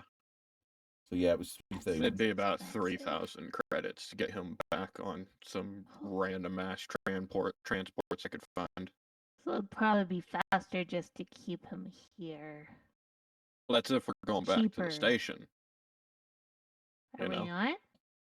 I don't know. The last time we went there, the military shot at my ship. Or True. planning to blow up my ship. We don't want that to happen. Well, I guess we decide, and then if we're going back, then I'll pay for his food or any extra we need. And if we're not, then we'll put them on a ship back. It's going to be a really expensive expense report. Holy shit. Yeah. I don't know if I'm going to get that one approved. Space travel is expensive. Yeah. Hell, if we got lucky because we did an emergency landing. I guess protocol here is to give fuel to emergency ships, and oh, yeah, that's the expensive stuff. The guy in charge seems pretty nice. But yeah. Since you're here, yeah, I did want to say that I'm sorry for what happened to you. You know, the your heart stopping and almost dying. Yeah. That would have not been fun.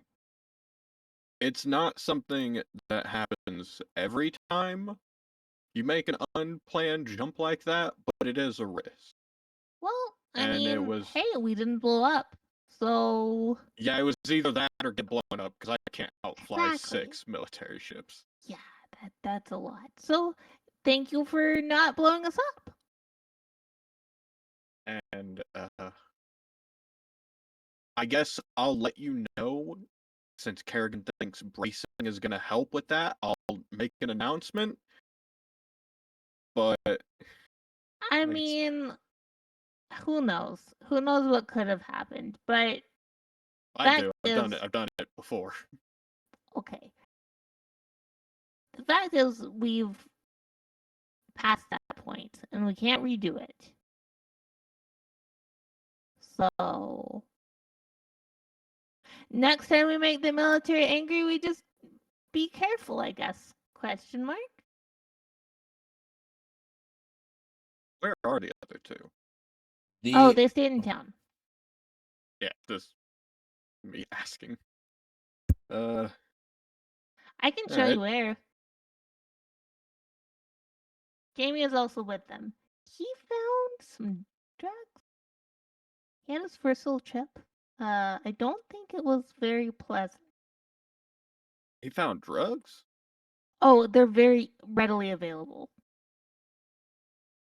How did he? I gave him 50 credits. Look, Carrigan tipped a guy 5 credits at a shop, and he just gave us a pack of mushrooms.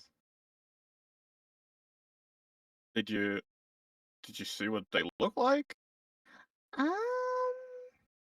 Did I see what they looked like? I don't remember whether I looked in. I don't think Yeah, because you guys specifically asked me what they were like, and so I opened them up. Yeah. I vaguely remember it being somewhat blue. I don't know. Mushrooms aren't my bag, so I didn't really pay attention.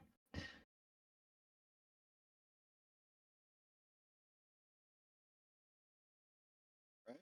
I'm sure Mac has I've never them. been somewhere that type of thing is so cheap. Look, 5 I'm credits, sure. Fucking hell. I'm sure Mac has them, and if you want to try a bit, well, I think Joshua actually has confiscated the ones that Jamie had. Yeah. What did Carrigan do with the one she had?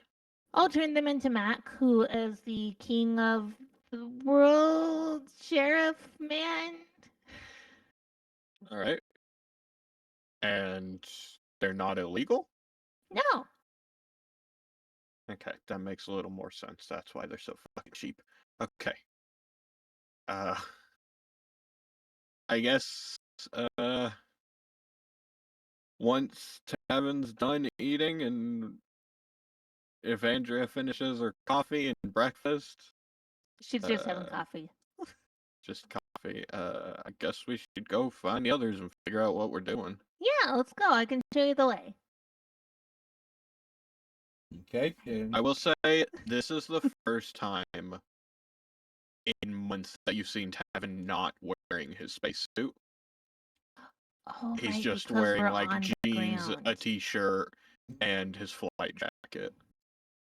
Very different look for you, but very good.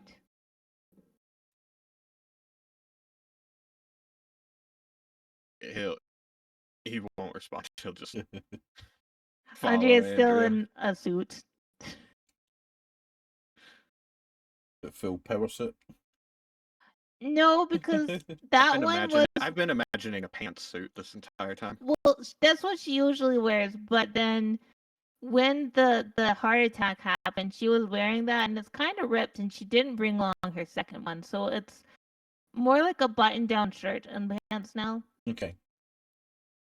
So, no, that's fair. So yeah, you finish up eating and drinking, and you begin to head out. A couple of waves from some of the port workers as you're heading out. We shall move over to Kaz's cozy corner. Joshua, you are suddenly awoken with an almighty thud. What? And as you kind of focus in and come to, you do see Jamie at the bottom of, not on the bottom of your bed, but kind of at the foot of your bed, kind of just looking around. And now that light is coming in through the window and you're now able to see, this room has been ransacked. And it's your stuff, his stuff, just strewn all over the place. Drawers have been pulled out, and Jamie is just at the bottom, just looking through everything. Jamie, you wanna tell me what you're doing? I just want my stuff. The stuff that I had last night. You finished it all.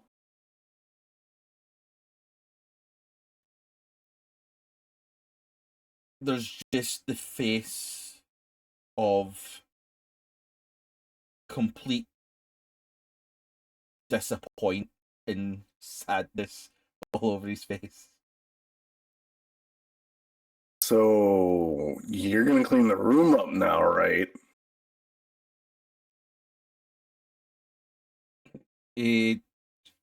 With a kind of sadness that you have not seen in a while, it just slowly begins to pick up drawers, put them back in, very solemnly. Begins to. So when you're done cleaning up your mess, you can go downstairs and get some breakfast, and then we're gonna talk about this and what we're gonna do in the future. Understand? Okay. I'm going to get coffee, and I walk out. Okay. Yeah. You. I slept in my clothes. I just walk out. Yeah. You walk out, go downstairs to the kind of main dining area, where there is kind of pots of coffee, tea, and stuff like that. Just grab a pot. Carrigan, you are brought out of your sleep, feeling refreshed and de-stressed, but the knowledge of the night before has not left. But you do wake up in your room, ready to start your day. I would say that she probably woke up pretty early. And if it's okay, would probably already be downstairs by the time Joshua comes downstairs. Yeah, as you're sitting at one of the tables, kind of just doing whatever, Joshua does walk in, sees you, and grabs his pot of coffee and just walks over. I got a cup of coffee, like a little plate of food. Yep. Morning. Kids. They do the stupidest things. Right. Yeah, Jamie's cleaning the room. He decided to tear it apart. Say why? Looking for his drugs.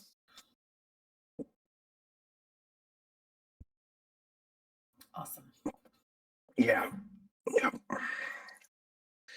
Yeah. That's, yep.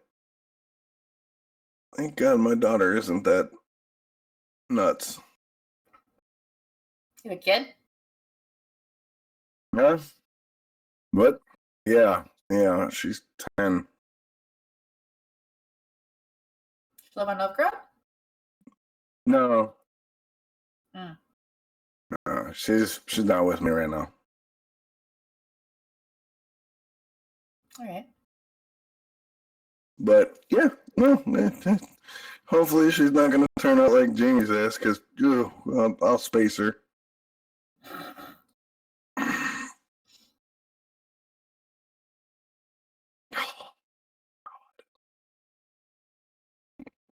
So how are you this morning? Alive. You seem so cheery this morning. I've slept.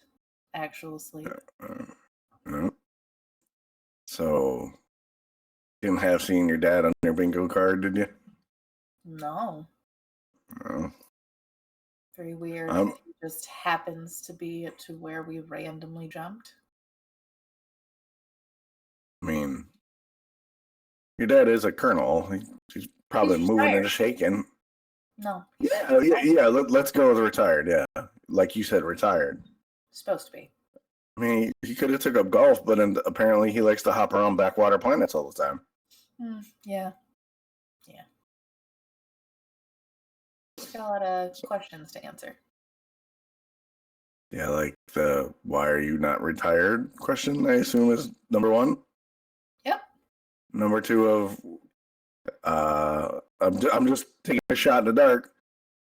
How the hell did you think I was dead? Or why the hell did you think I was dead? Yep. And number three, how come you didn't call me on my birthday, you asshole, or some such question like that? No. I tried. He's not really Do you want to talk about it? attentive parent, considering he was a colonel. He being forced out is part of the reason I joined the Marshals. So that's interesting and fun. Well, being in the military doesn't make you a real good family man a lot of the time. No, he was pretty great. That's kind of the issue. It's why I joined the Marines. It's when I thought that they kicked him out.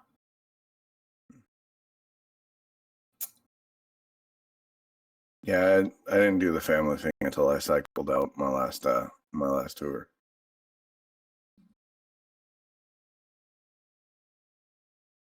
Yeah, not my dad. No. You talk about your dad. Marine brat through. You don't mention your mom ever, though, Carrigan. What's up with that? She's a Marine. Ah, that explains it then. Oh, shit. So, I'm kind of stuck. Like, sent on this mission to do this investigation. Shit goes south. We run across all this shit, and we don't seem to be getting answers anywhere we turn. We'll go talk to So- him today. You think he's going to be receptive to a conversation? If he ever wants to talk to his daughter again, only daughter. I mean, he seemed pretty like, hey, talk to me like when you saw you on the street, so maybe. I was a little mad. You were a little mad? I couldn't tell. Very acceptable to be angry in that moment. I'm not saying it wasn't. I'm just saying I was surprised that you were a little mad.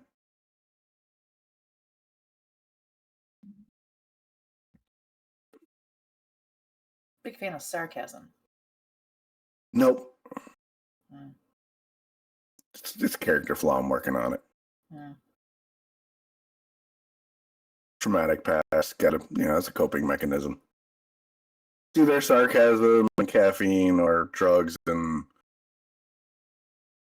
dirty sex with people whose names I don't know. So I went with sarcasm and caffeine.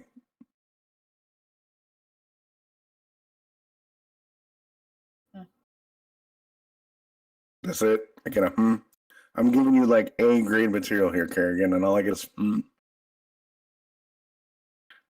It's not my business unless you're breaking the law. You don't seem to be doing that.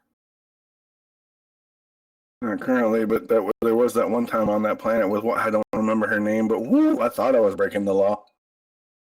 I thought you said you chose caffeine and sarcasm. Recently, sorry, I forgot to say recently. Recently, I've made the switch. Just drink the rest of my coffee. Completely nonplussed. Just like, Oh, come on, you want to say something. no. Come on. I'm dying to know what you think of me. Medic, a station at the edge of nowhere, clearly former military, drinks way too much caffeine, stuck with you on a mission. Come on.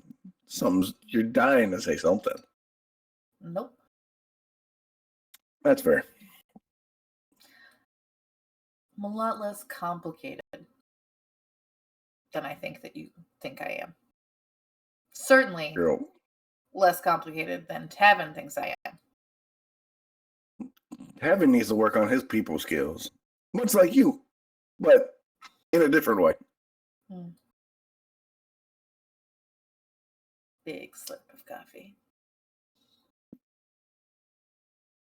But, we need to get, like, Jamie needs to be, like, left on the ship or something, because he's like a puppy dog. He's going to end up getting run over by a truck or something. You think Jamie would leave the ship on his own? Oh, no, I'm sure Tavin kicked his ass out after the day Tavin had. Probably gave him a little bit of cash, told him to go just fuck off on planet Glasgow or New Glasgow or wherever the fuck we are. Alba. And yeah, that's it. See, Mac's a moron. I don't ever, like, when he talks, I just hear wah, wah, wah, wah, wah, wah. Unless my name comes up or he's trying to insult me and then I got a rebuttal, so, But you left blind Jamie to his own devices on a planet run by Mac. Is all I can say. I mean, he doesn't know Mac. Or does he? Nah, he don't know Mac, as far as I know. I barely know Mac. I mean, I know... Well, okay, I know him enough to have, like, covered for him with the Admiral's daughter, and I know him enough to not have shot him when we were on opposite sides of operations. But that's about it. Like, aside from that, I really don't know him. Okay. What? It's a complicated world out here. Sure. No, it can't be. I am the law, Carrigan. Well, speaking of, I'm about ready to go talk to Mac again. Do you want some mushrooms with your toast? No. My only vice was smoking. And I gave that up a while ago. Good choice. I should probably cut down on the caffeine. I'm going to pull a cigarette out of my pocket and just pop it in my mouth and not light it. I'm going to take my lighter and I'm going to flick it a couple of times and put it back in my pocket. I didn't light it. I'm just sticking it in there for flavor. Menthol, delicious.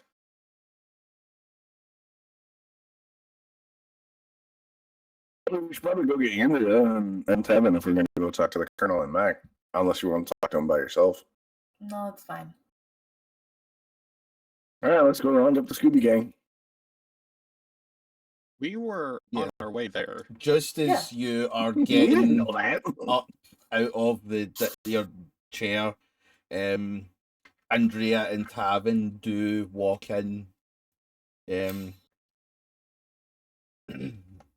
been told where you are in the dining room. So you are now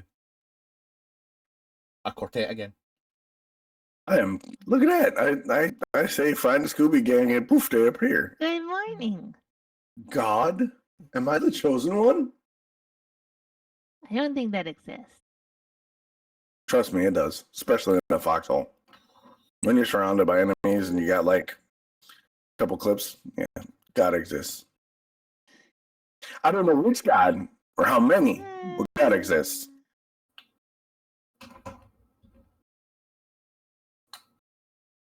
I'm sure Carrigan can relate. Yeah.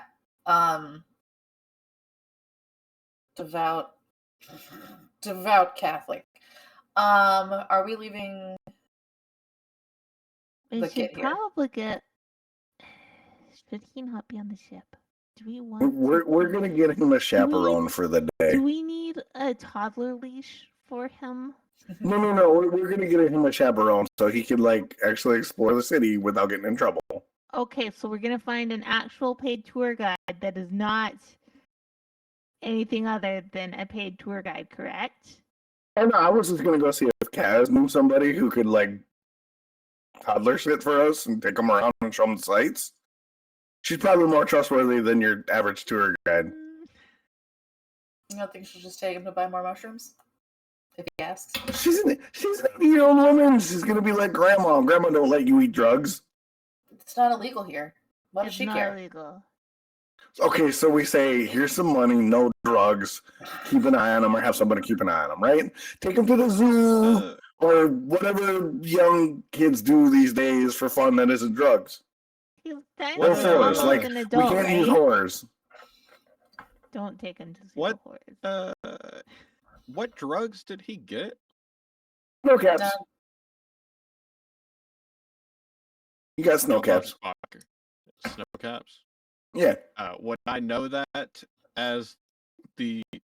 I know about Dreamscape. Would I know him as snow caps as well? I don't know. That's just what I called them. Yeah, that's just what he called them. So you wouldn't know that that's what do they look like? They're blue.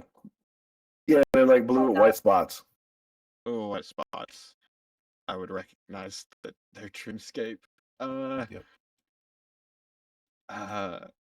Do I know if those are addictive? You haven't only kind of known roughly. You wouldn't necessarily know about the kind of addictiveness of them, but you have met people that have done them before, and you've only heard good things. All right. Well, I mean, I'll be honest, out of everything he could have found, that's a pretty minor one. I mean, at least it's not injectables, but I don't think if he's not to a state that it's. I'm surprised he managed to find them so cheap. Look. I only gave He him 50 accidentally credits. found them. Yeah. I got them for 5, and I wasn't even asking for them. That's what Andrea said.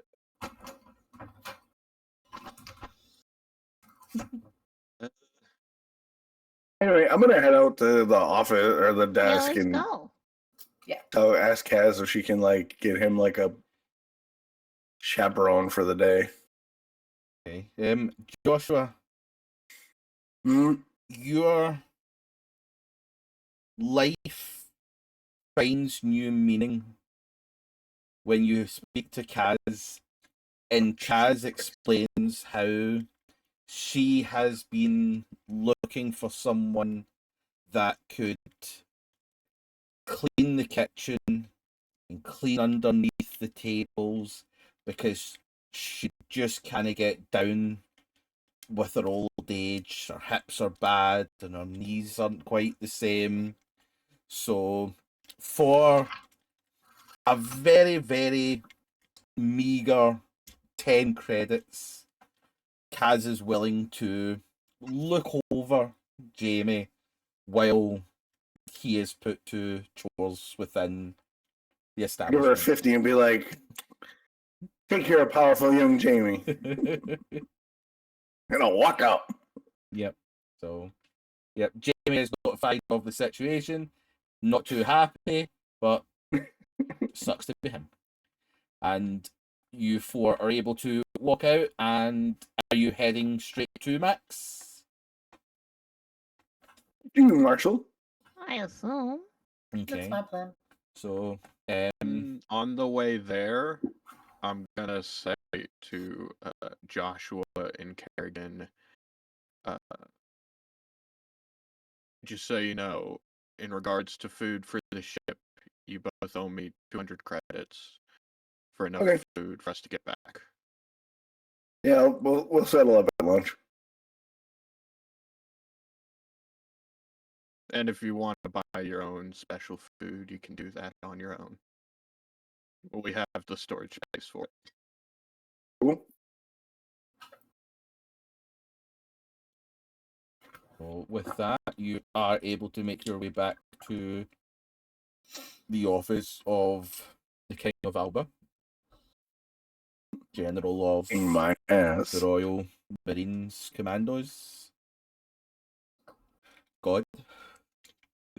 God. And you go in, same receptionist is at the front desk. Again, it's that kind of almost like she's just fed up with our situation. She again goes on to her terminal, calls for Mac. A couple of minutes later, Mac comes down and greets you all. So, he's all decided to come back then. Is Colonel Mackenzie here? He is.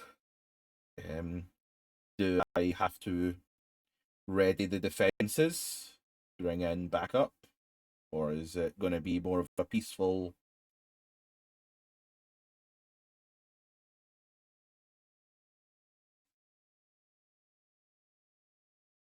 That's your turn to say it's going to be cordial, Carrigan. I'm a colonial marshal, and what do you think the likelihood of me going into a room to murder my father, who is a high-profile former general, is? I know. Well, that's Probably why none. I wanted to ask. Is Not zero. Do you know what a joke, Carrigan? Do you know what that is? He was making a joke. And I'll also turn to him and introduce myself, because he doesn't know who I am. He'd be like, hello, I'm Tavin Grey. And I'll stick out my hand to shake his. shake your hand. Last name acquired. Yeah, he was very blatant about that. Just sticking it to Carrigan. Just being mean for no reason, yeah. She's not taking that as mean. She's like, cool, now I have a name to look up. Oh, She's I have a pleased. background file if you want. She hasn't said anything out loud, but she gonna look his ass up. Somebody knows all about mushrooms that I assume are illegal on my station. Seems to know a whole fucking lot about them to run in his fucking mouth. That's gravy. That's fucking Christmas. He just giving it out after he pissed me off. That's for freebies, baby. Yeah. Mac shakes your hand, Tavin. Yeah. Gives you a nod.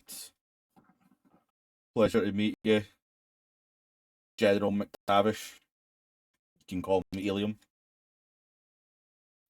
You son of a bitch is what I was looking for before to see if it was Alien McTavish. I had a feet. I didn't catch it last time, but I started thinking about it before we sat down today, and I was like, wait. Nice to meet you, William. And he'll kind of and just to make Can it he go clear- out in the sun? Why do you think he lives here? But he'll kind of take me into you, Tavin, and go. And just to clarify, wasn't so much a joke. There's a few other Marines that were hoping to witness some action, you know. Kind of laid back here, so you don't really get to see many murders. Anyway, he's up in the office anyway, so if you want to follow me up, I'm sure he'll be thrilled to. Uh-huh. Are you all going up, or is Uh-huh. okay? So yeah, and he leads you up to the office. I'm gonna hang back a second, and I'm gonna reach in my pocket and put the bag on the receptionist desk and be like, "There you go, love. Have a good day." You don't even see the hand move. That shit is snatched up so quickly. And just kind of give me that one. I got a question. Are there any Jessica Simpson posters in here? Well, as you walk into the room, give me an observation. How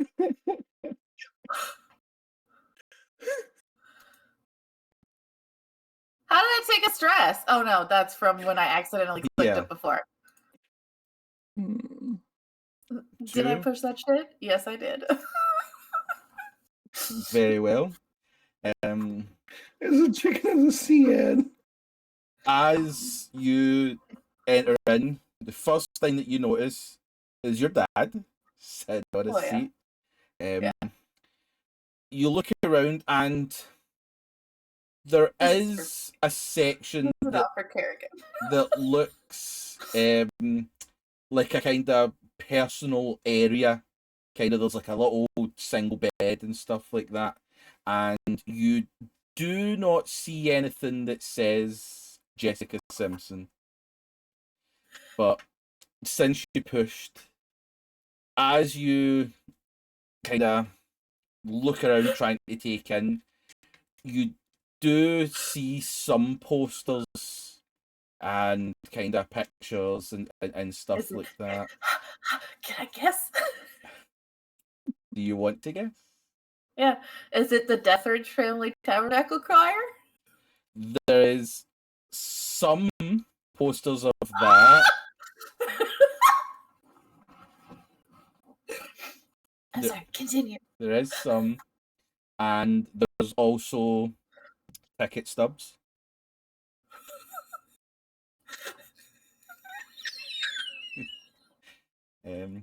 But yes, so as you go in, your dad immediately stands to attention as you lock eyes. Tavin, Andrea, are you entering in straight behind? Yeah. Okay, you enter in. Joshua, you're slightly behind. But you can enter in at the end. And Mac invites you in to go where you want to go.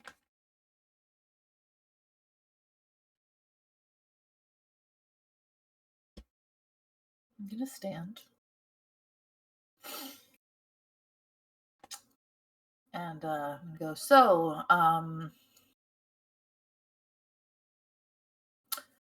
Colonel Mackenzie, I was under the impression that you were forcibly retired from the United States Colonial Marine Corps. Is that true or false?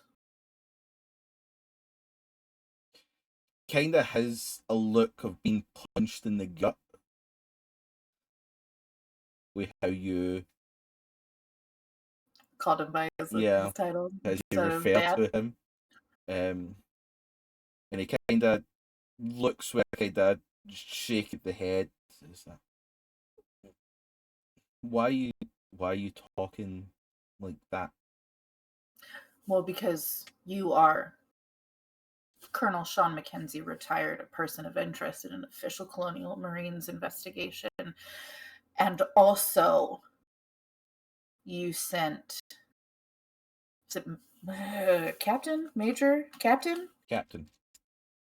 John Bishop after me, who boarded the ship I was on. John. Boarded the ship I was on, and then pointed 6 Marine fleet ships to lock on missiles, where we then had an unplanned FTL jump that caused Wayland Yutani agent Andrea, what was Maxwell? Yeah. Yeah. Who you might know. She had to step away. Who you might know from my early days in the Marshals as pretty much formerly my best friend Emma Baker, to have a heart attack and die on the ship, where I had to perform CPR and then get her into a cryopod, do a second FTL jump to get here, where there was medical attention so that she wouldn't fucking die.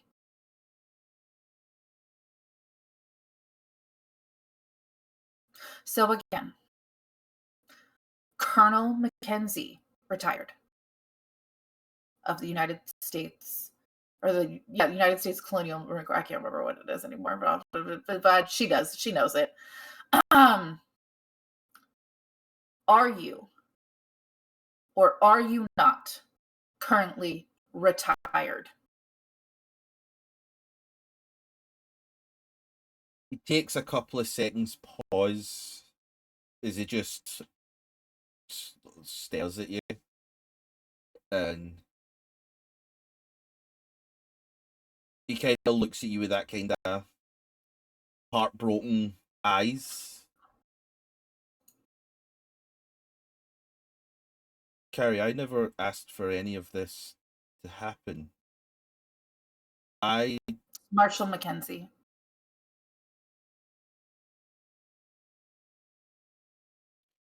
I notified John after you messaged me that you came into contact with the chemical that I remember. And what is the name of that chemical, Colonel?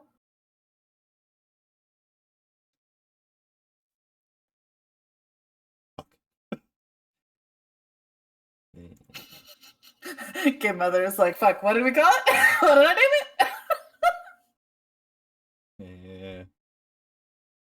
I think they write it down. Shit. It's 3959 Okay, so basically he confirms the thing that we. He does. He confirms the chemical. So, but I only let John know that you had came in contact with it, and when you hadn't got back to me in days, I was in cry asleep. John was only supposed to find out if you were okay. You want to ask him why he pointed six ships to missile lock?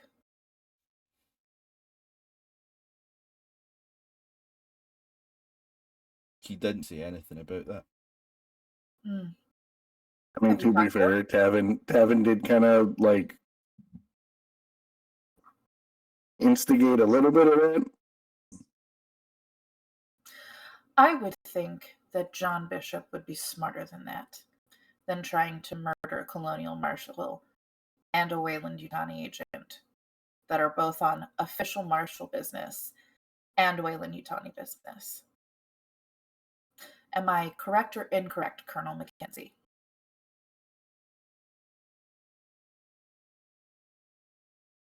That was my assumption of the man that I formerly called Uncle John. And perhaps you can understand my distrust of you in this moment, given the experience that I had yesterday.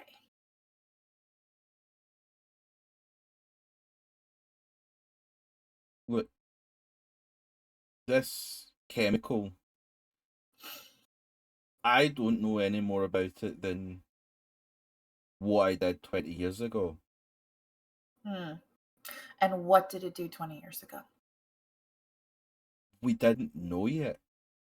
We assumed that it could be used to... Sean!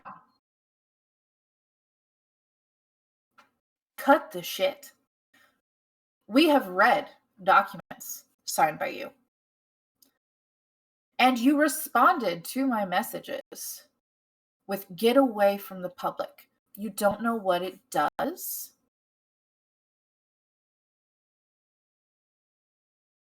Be honest.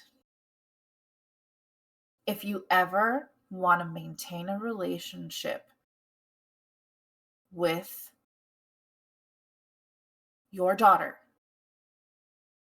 you will fully tell me the truth right now.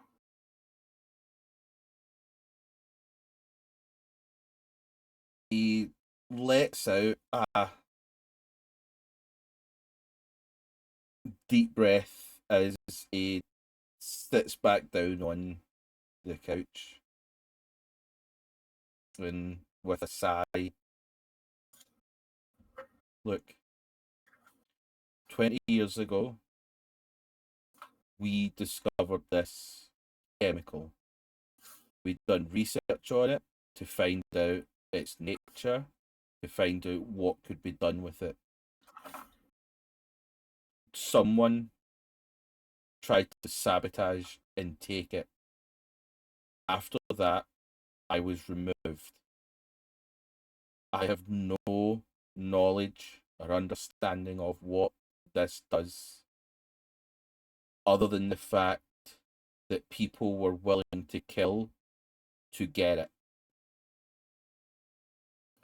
That's why you shouldn't go near anyone if you have contact with it.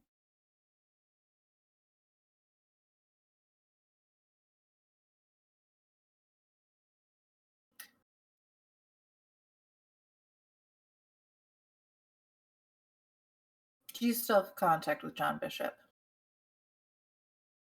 Yes.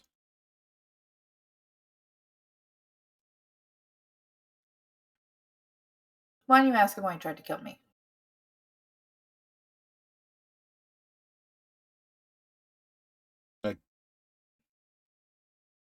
I can reach out, but it'll take time to get the message back.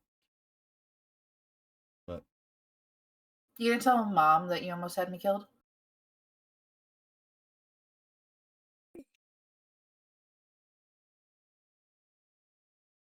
I didn't try to have you killed.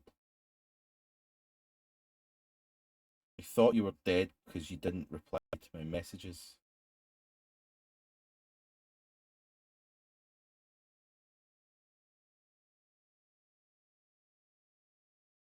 Why would John try to kill me?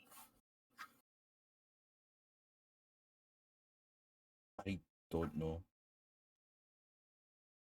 Are you in the least bit curious?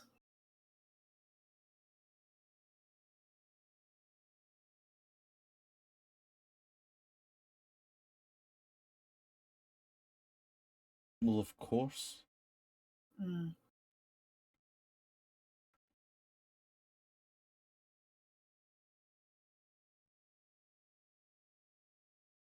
What are you doing here?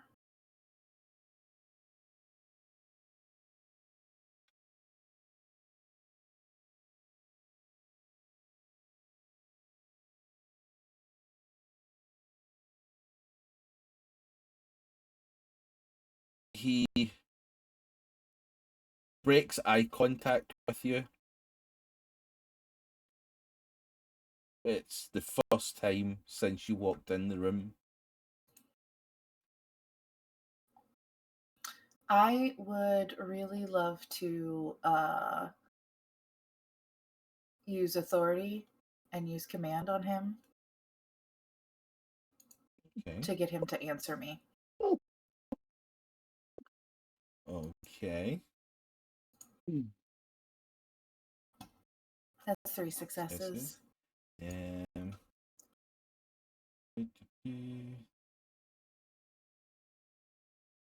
Right, I just need to figure out what the,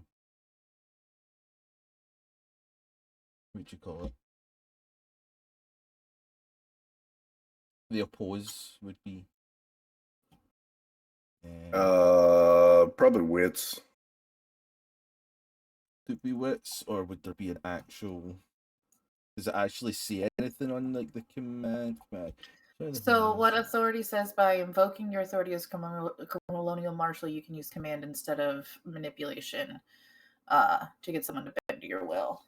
Okay, so it would just be an opposed roll for manipulation, I imagine.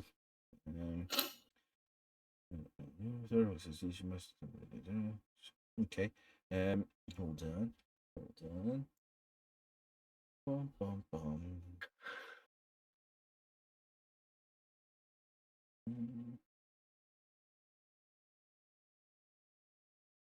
Okay.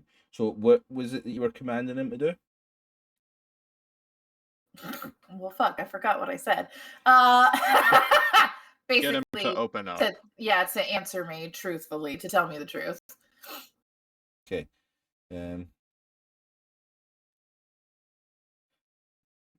He, with the kind of authoritative tone that you use, he immediately reverts back to eye contact with you. And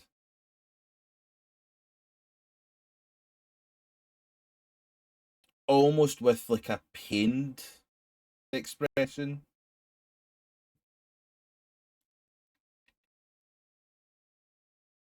every now and again I come out here to check up on certain research that had been done. Things that I was a part of and want to see fulfilled.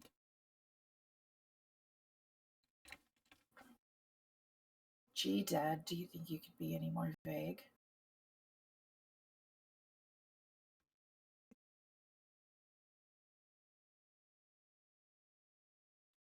When they removed me from my positions, I was left with nothing but questions. This allowed me to keep getting the answers. I don't know much more of this chemical, but there's a lot more here that can change the way we all look at the future.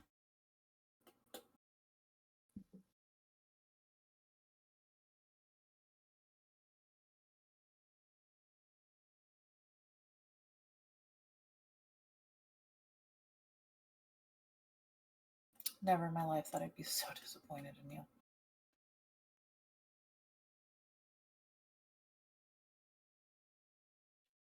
Just as you say that, another Royal Marine kind of walks in and whispers something to Mac, and Mac leaves the room and leaves you alone with your dad. And as you say that, your dad just looks down at the ground, defeated.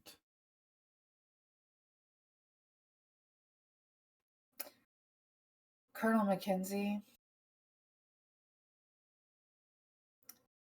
if you have any interest in maintaining your family, I suggest you forget once and always and get me an answer as to why John Bishop tried to kill me.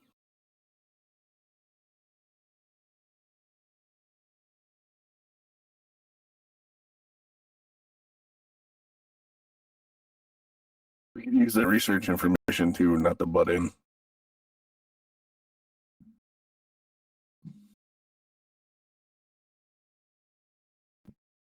As you say that, the door to the office gets flung open as Mac comes storming into the room.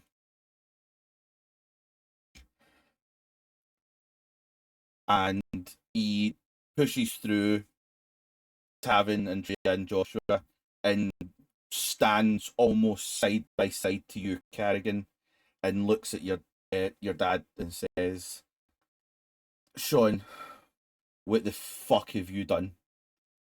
And he'll turn to you, Carrigan. Data link, anything. What has he given you?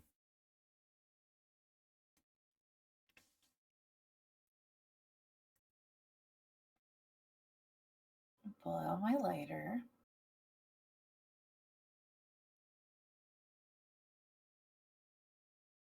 Mac will extend to take the lighter from you. This is going to be dead eye contact with her dad, and she just...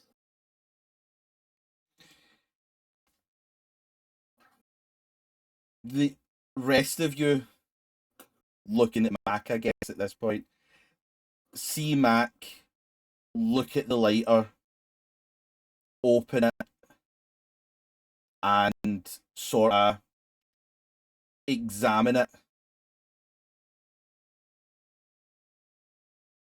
And you just see this similar look to Carrigan as he kind of chuckles with just a disappointed look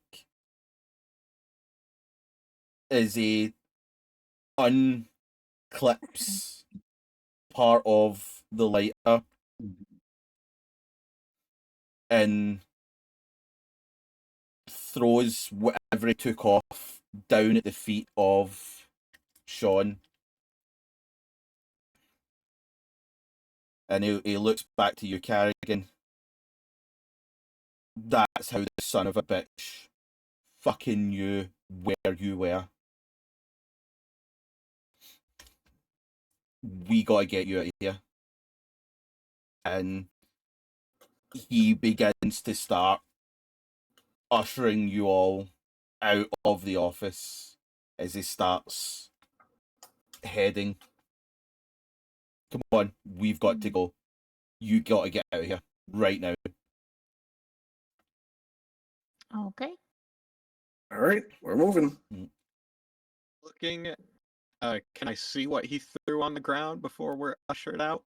Observation roll. Hold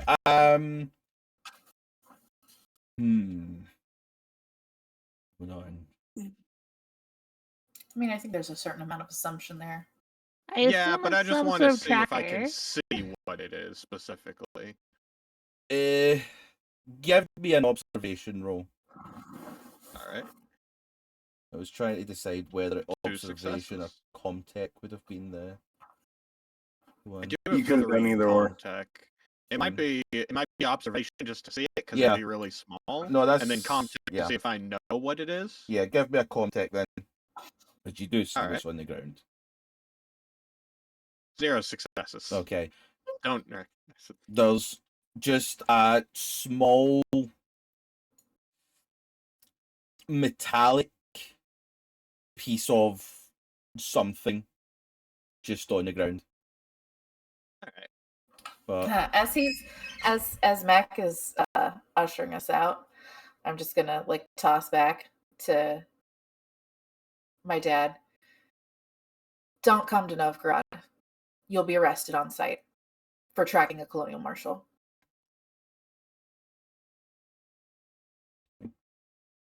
I mean, that puts a whole new level of paranoid on parenting, but he doesn't even look up at you. He just continues to look at the ground. I'm gonna As- assume that John Bishop is on his way here. No, I think John Bishop's probably already here. Okay. So we're gonna have to leave. As Mac is kind of commandingly barking, not quite orders, but is very animated in his right. Come on, let's fucking go. Him along with maybe 3 or 4 other Royal Marines kind of start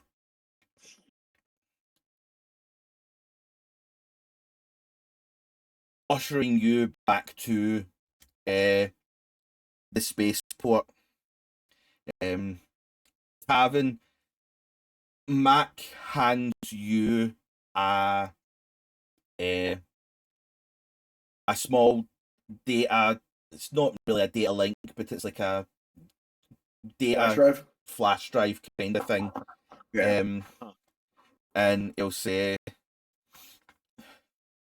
this will give you the locations to the answers that you're looking for, but get out here. Don't come back here for a while. Question: do I see Jamie anywhere? I was about to say, we're running, and so I am gonna take that and slip it into my coat pocket, and then say, "There's a kid working for the day at wherever that hotel is, and you should get him hired a job at the spaceport." And I'm not taking him. I'm gonna give. I'll be like, yeah, he should get a job, and he's got experience at the spaceports. Poor Jamie. Hey, No, you no. stow away on a ship. You got to deal with it yourself. He's. I'm gonna pay for his way. I'm gonna shake hands. I'm gonna do a crazy thing. I'm gonna shake hands with Mac. I'm gonna look him in the eye. I'm gonna go, I'll give you 1,000 credits right now if you get that kid back here before we leave.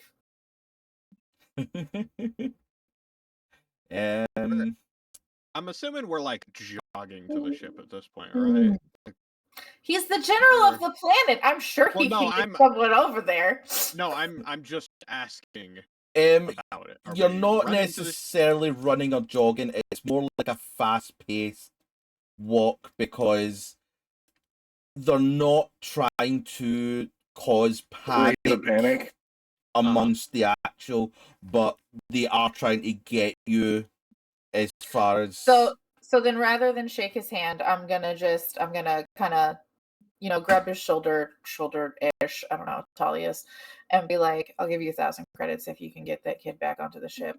His name is Jamie. He is working for Kaz for the day.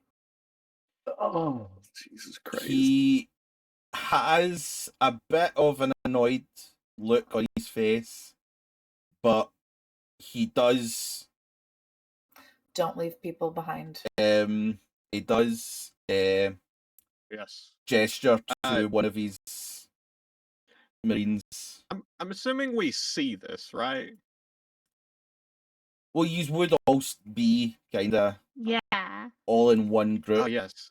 I will very sarcastically say, oh yes, it's so much safer to be on a ship that's being tracked by the military and already had missiles targeted on it. Tavin, did you talk to that child's parents at all? I sent a message to his dad. What did it say? He does know where he is. What does the message say, Tavin? I Did you tell him sent you'd that I bring was him home? gonna send him home, but then that it was too expensive and I would try to get him home or leave him on this planet. I'm not leaving the kid. I can't do it. I'm sorry. One of the Marines makes a detour and goes to get Jamie. And as you make it to your ship, you do see that there is a couple of Marines at Martha where the people at the spaceport are doing last minute checks on the outer side of your ship. And after a minute or two, the other Marine does return with Jamie in tow, who is looking terrified, as he is just being whisked away by some random Royal Marine. But you all make it to Martha. Well, let's strap in and get the fuck out of Dodge.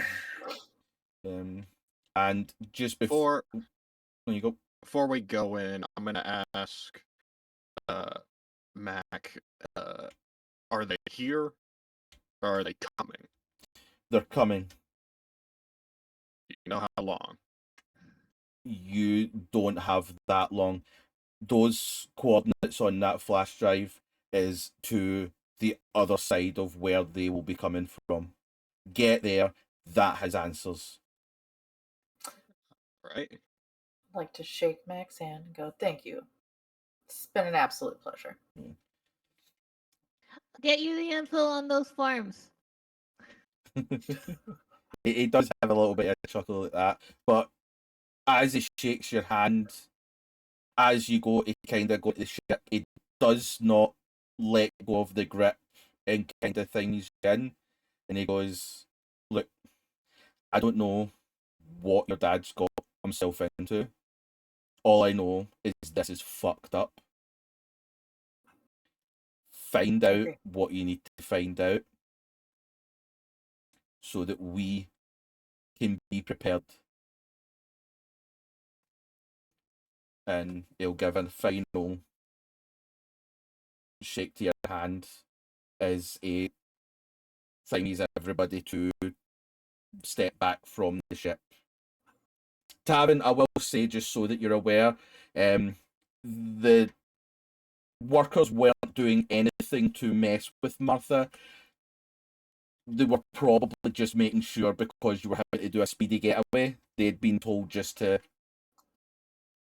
make sure shit was not going to fall off for you. I mean, heck, they couldn't get inside, so. And that too, but yeah. Alright, I guess I'm gonna, once I'm inside, I'll run to the bridge and begin to, like, take off preparations, because I couldn't do it beforehand, because I didn't bring my laptop, and which still is gonna take time. Yeah. It's gonna take a few minutes before you can launch a ship out of gravity. Yeah, you're able to do it, kind of, with that. Actually, give me a piloting roll. We'll see how quickly you can All do it. right. I'm gonna What strap did I in get? during this time and remind Andrea and Jamie that they should probably strap in because we don't know what Yeah. the fuck he's gonna do. I know. You do have time. There is time. One success. One success. All of those dice, and I got one success. Hey, The look at it this way. highest I can roll. Look at it this way. You've got a success. Yeah. I did. No failures. So it does take a little bit longer than you would normally do, but with the height of the situation and what you've kind of not been told, it kind of pushes that little bit of a time, but it also gives everybody plenty of time to get themselves strapped in, situated, and you do take off, and set yourself into orbit. Do you have you put in the flash drive with the coordinates and stuff? Yeah, I will put it in to see what the coordinates are. Okay. You put in the coordinates, and no known planetary star system comes up. It's just a set of coordinates. All right. He said it's in the opposite direction that they're coming from. Then I'm going to. I can't just make a light jump immediately unless someone else wants to have another heart attack. I I don't will. have a heart attack, it's fine. I will just like go full throttle in that direction. How far is it? That's actually what I should ask. As you look at it, it's not actually that far. You're talking 17 days worth of travel. Okay, so It's yeah, not I'm- as far away as the last few places you've been. yeah. Okay, then I will just full throttle it for like 2 hours or so to get away from the planet as quickly as possible. Okay. Yeah, you all feel this immense jolt, not quite as intense as FTL, but the entire ship sort of shudders as this boost of energy propels you forward. And you do get out of orbit and make your way towards the coordinates that you have been given. What I will say is the coordinates would be on your your terminal and all that kind of stuff, wouldn't it be? Yeah, because that's how he has his map is through the terminal. Yeah. So everybody else would be able to see it effectively. Can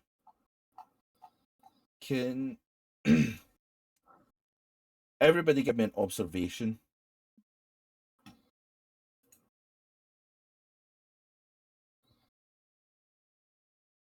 I panic. Oh, So much stress. 2 things. Keeping It's it fine. together. Everything's fine. Okay.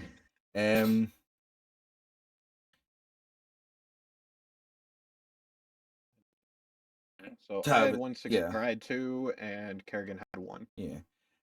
Carrigan, seeing the coordinates, give me. I think it might be wits. Just double check. Okay. I'll double check.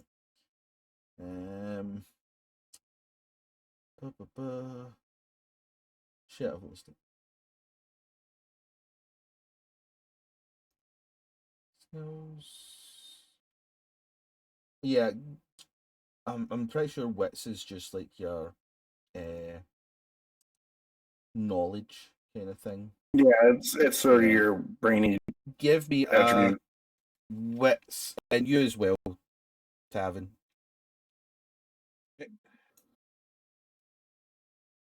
So one success and one success. As you get out of immediate danger, kind of thing, or as much as you think, and you're able to kind of have a bit more time to think. Both of you do sort of recognize the general location of these coordinates. Carrigan, you through your work, and Tavin, you through rumours. And the only parts of the kind of rumours and knowledge that you remember is that stories of some station was out these next to the wood that something happened upon.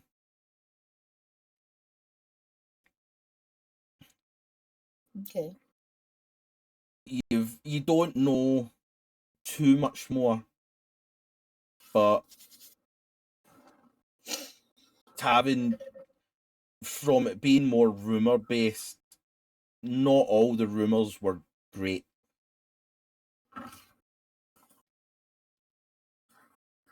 But the rumors also kind of make you understand why Mac would suggest this location.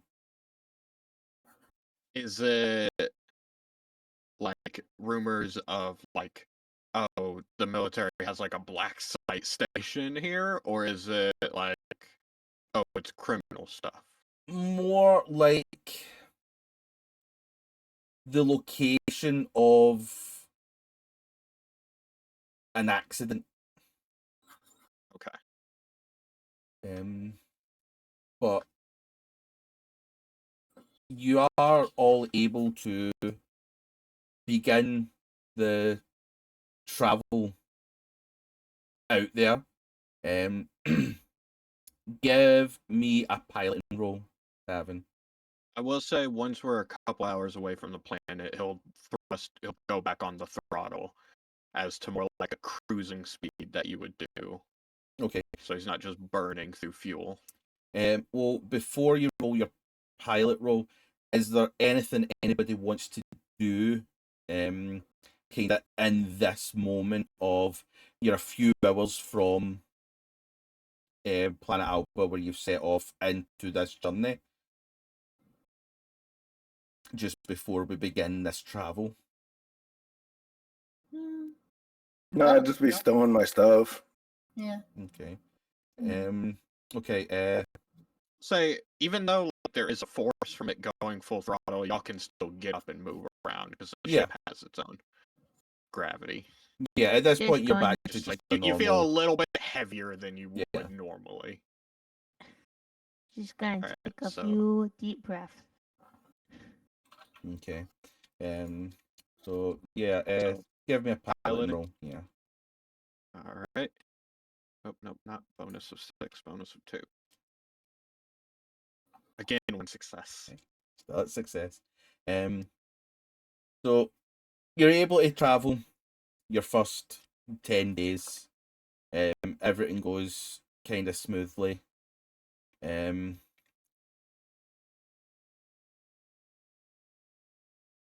Andrea, the first night or the first time after getting onto the ships on your first kind of day, when you go back to your bunk, Mm-hmm. you do find a sheet of paper laying on your Okay. pillow, Okay. and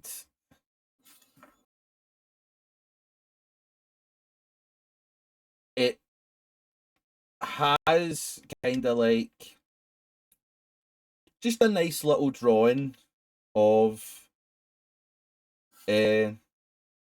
some flowers with the simple message, "Glad you're alive." Aw. Well, that's sweet. No signature or anything like that. Just the picture. Well, after I appreciate this, I look around. Do I see anybody in the bunk area that might have put it there? No. Okay, then I'm gonna throw it in the trash. Okay. No problem. I don't have a place to put this. It's a very nice sentiment, though, and I do appreciate it. But yep, it is trashable if you wish. Yeah. Oh, a stalker left a note. Crumple, crumple, trash. I'm sorry if I thought if anybody was going to appreciate a random letter sent without an actual signature to Andrea. That. Look, it's a very small pool of people that it could have been. I know it's not Tavin. I know it's not Carrigan. I figure it's not Josh. It's probably the child. Nice of him. And I will say thank you for it. But I don't have anywhere to put it.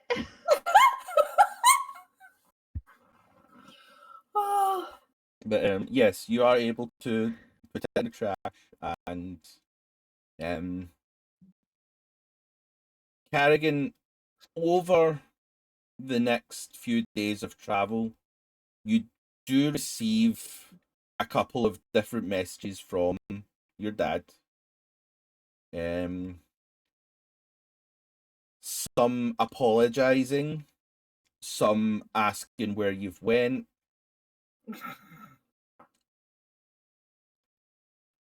No clingy parent. But nothing really informative. It's just the general. I'm going to send one message to my mother to tell her what happened and then forward his emails to her. That's so petty. I love it. Okay. Nope. Message said along with the data. Oh, and also making sure that she knows that he was tracking me, and kind of passively aggressively ask her if she knew that. Okay. No problem. Your message is sent. Thank you.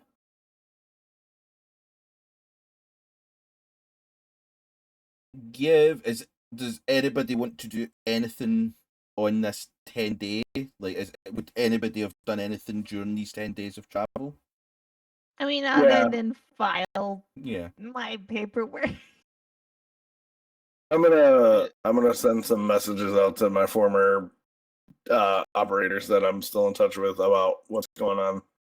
I'd say that Carrigan in this time and like free time during waking hours is just basically doing as much freaking PT exercise as she fucking can with whatever, whether that's running around the ship or push-ups or sit-ups, whatever. She's just like not dealing. Fair enough. No problem. Tavin? Tavin is on one of the days gonna invite Joshua to the cabin to like have a drink and talk, because he's the closest thing that Tavin has to a friend right now. Fair enough. Very well.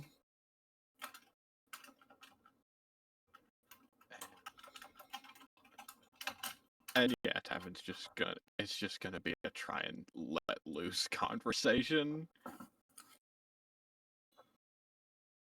Okay. Man, what the fuck is this shit? Government conspiracy, Black Ops Science Project, corporate meddling, running for our lives, because we're expendable, but kind of not because the person that we work with is important. Kind of sums it up. Okay. And why the fuck am I the only one the only one who's freaking out over all this shit? Because you're a I shot a baby. man, then watched him gut himself. I've had that gun for 3 years. I've never shot anyone with it.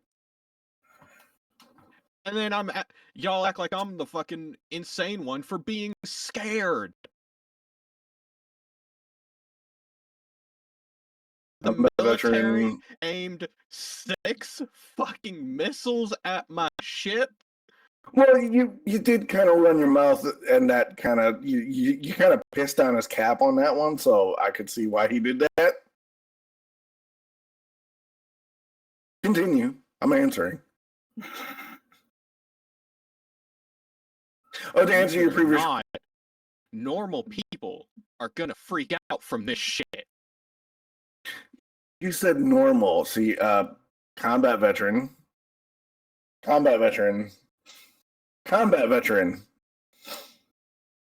Seen some shit, like lots of shit. Seen some shit. You seen different type of shit. It's just all shit. Your flavor of shit isn't our flavor of shit. I don't know why I'm on a shit metaphor, but apparently it works. But continue. I keep seeing this type of shit. I'm gonna leave y'all. Really, obviously, here's the thing though. We got to get through the shit to be clear of the shit. So leaving us doesn't help. So what we need to do is find what the fuck's going on, get to the bottom of it, and then get back home so that you don't have to deal with the shit that drives you nuts, and I don't have to deal with people from my past popping up, because I don't like when that happens. And then I also don't. How can I phrase this? I need to get the job done so that I can get the thing that's kind of on my file off, to put it politely. Tavin is going to take a very long gulp of like really cheap beer that he has. Natty night. And pretty much the equivalent. And so Carrigan's dad was tracking us also? No, tracking Carrigan, not us. Well, by proxy, us, yes, because Carrigan was with us, but he was only tracking Carrigan. Okay. I'm just trying to sort this shit because I feel like I missed a lot by taking a single night to not be around y'all. What the fuck is her issue? Which one? Are you talking daddy issues? Are you talking daddy issues or like nomenclature issues? Obsession with the law issues? How about her issues with me? Because so far as I can tell, the one thing I've done is not tell her my last name. Yeah, she's kind of got a weird last name fetish. But I mean, to be fair, here's the thing: my ship is named. I'm the registered owner of this ship. Yeah, I know. I get that. But like, it's like, hey, I'm so and so, and then see the flow of conversation is like, hi, I'm so and so, and then they're like, oh, hi, I'm so and so, and you two are like, fuck you and fuck you. Like, so it's kind of like this, like, y'all are like button heads because you're on one side of the law and she is the law. So instantly, y'all don't speak the same language. And the way you kind of deal with stuff is very, like, neurotic and blunt. And Carrigan is just blunt and kind of mean. So that don't y'all don't jive. Like the vibe ain't right. The math don't math. So I don't think it's you that she's got an issue with personally. Well, kind of maybe, but like you kind of got to talk to her in a way that you don't talk to other cops because she's kind of like, I am the law, and that doesn't like that don't work when you're like, it's my ship, I'm gonna fucking space you or whatever you said. I don't know what you said, but it's like I'm the captain of the ship and she's the law. Like, you know what I'm saying? No, I'm she just needs saying to you get the stick out of her fucking ass. You need to work on your people skills. Do you know why I didn't tell her my last name when she Why? asked? Because she didn't Why? ask. Okay, well, She phrased her statement as a question, but her tone and the way she acts, it's not a statement, it's a demand. She acts like I fucking owe her my name. Okay, fair.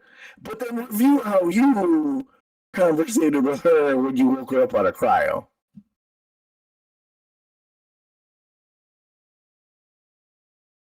Did Avery crash?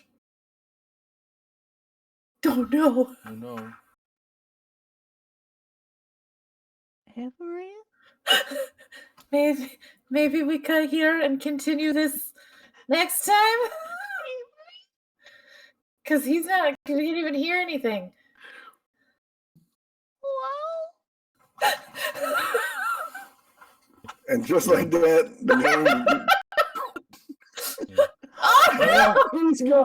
Oh, okay. He's like, Okay. Back. Okay. Okay. Yeah, sorry, like Discord froze and Hey man, it's cool.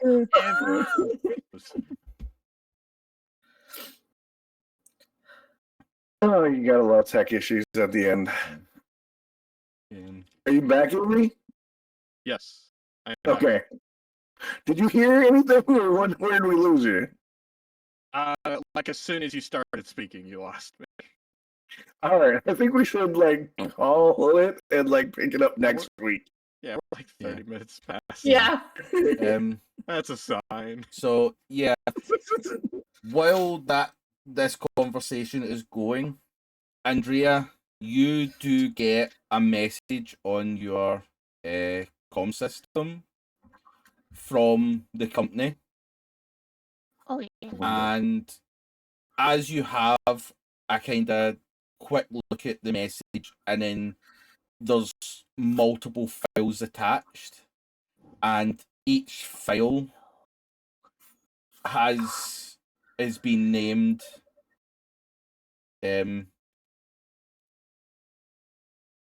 Carrigan Mackenzie, Joshua Sweet, Tavin Grey, and then just an unnamed file. And with that is where we're going to end today's episodes. We did go over quite a bit. I do apologise for that bit. I didn't think we were actually going to go as far over. But yeah, with that, thank you everybody that came along for episode 7. We have a lot to unpack next week for episode 8. So thank you. We hope you have a wonderful week. And until next time, enjoy yourselves. And goodbye.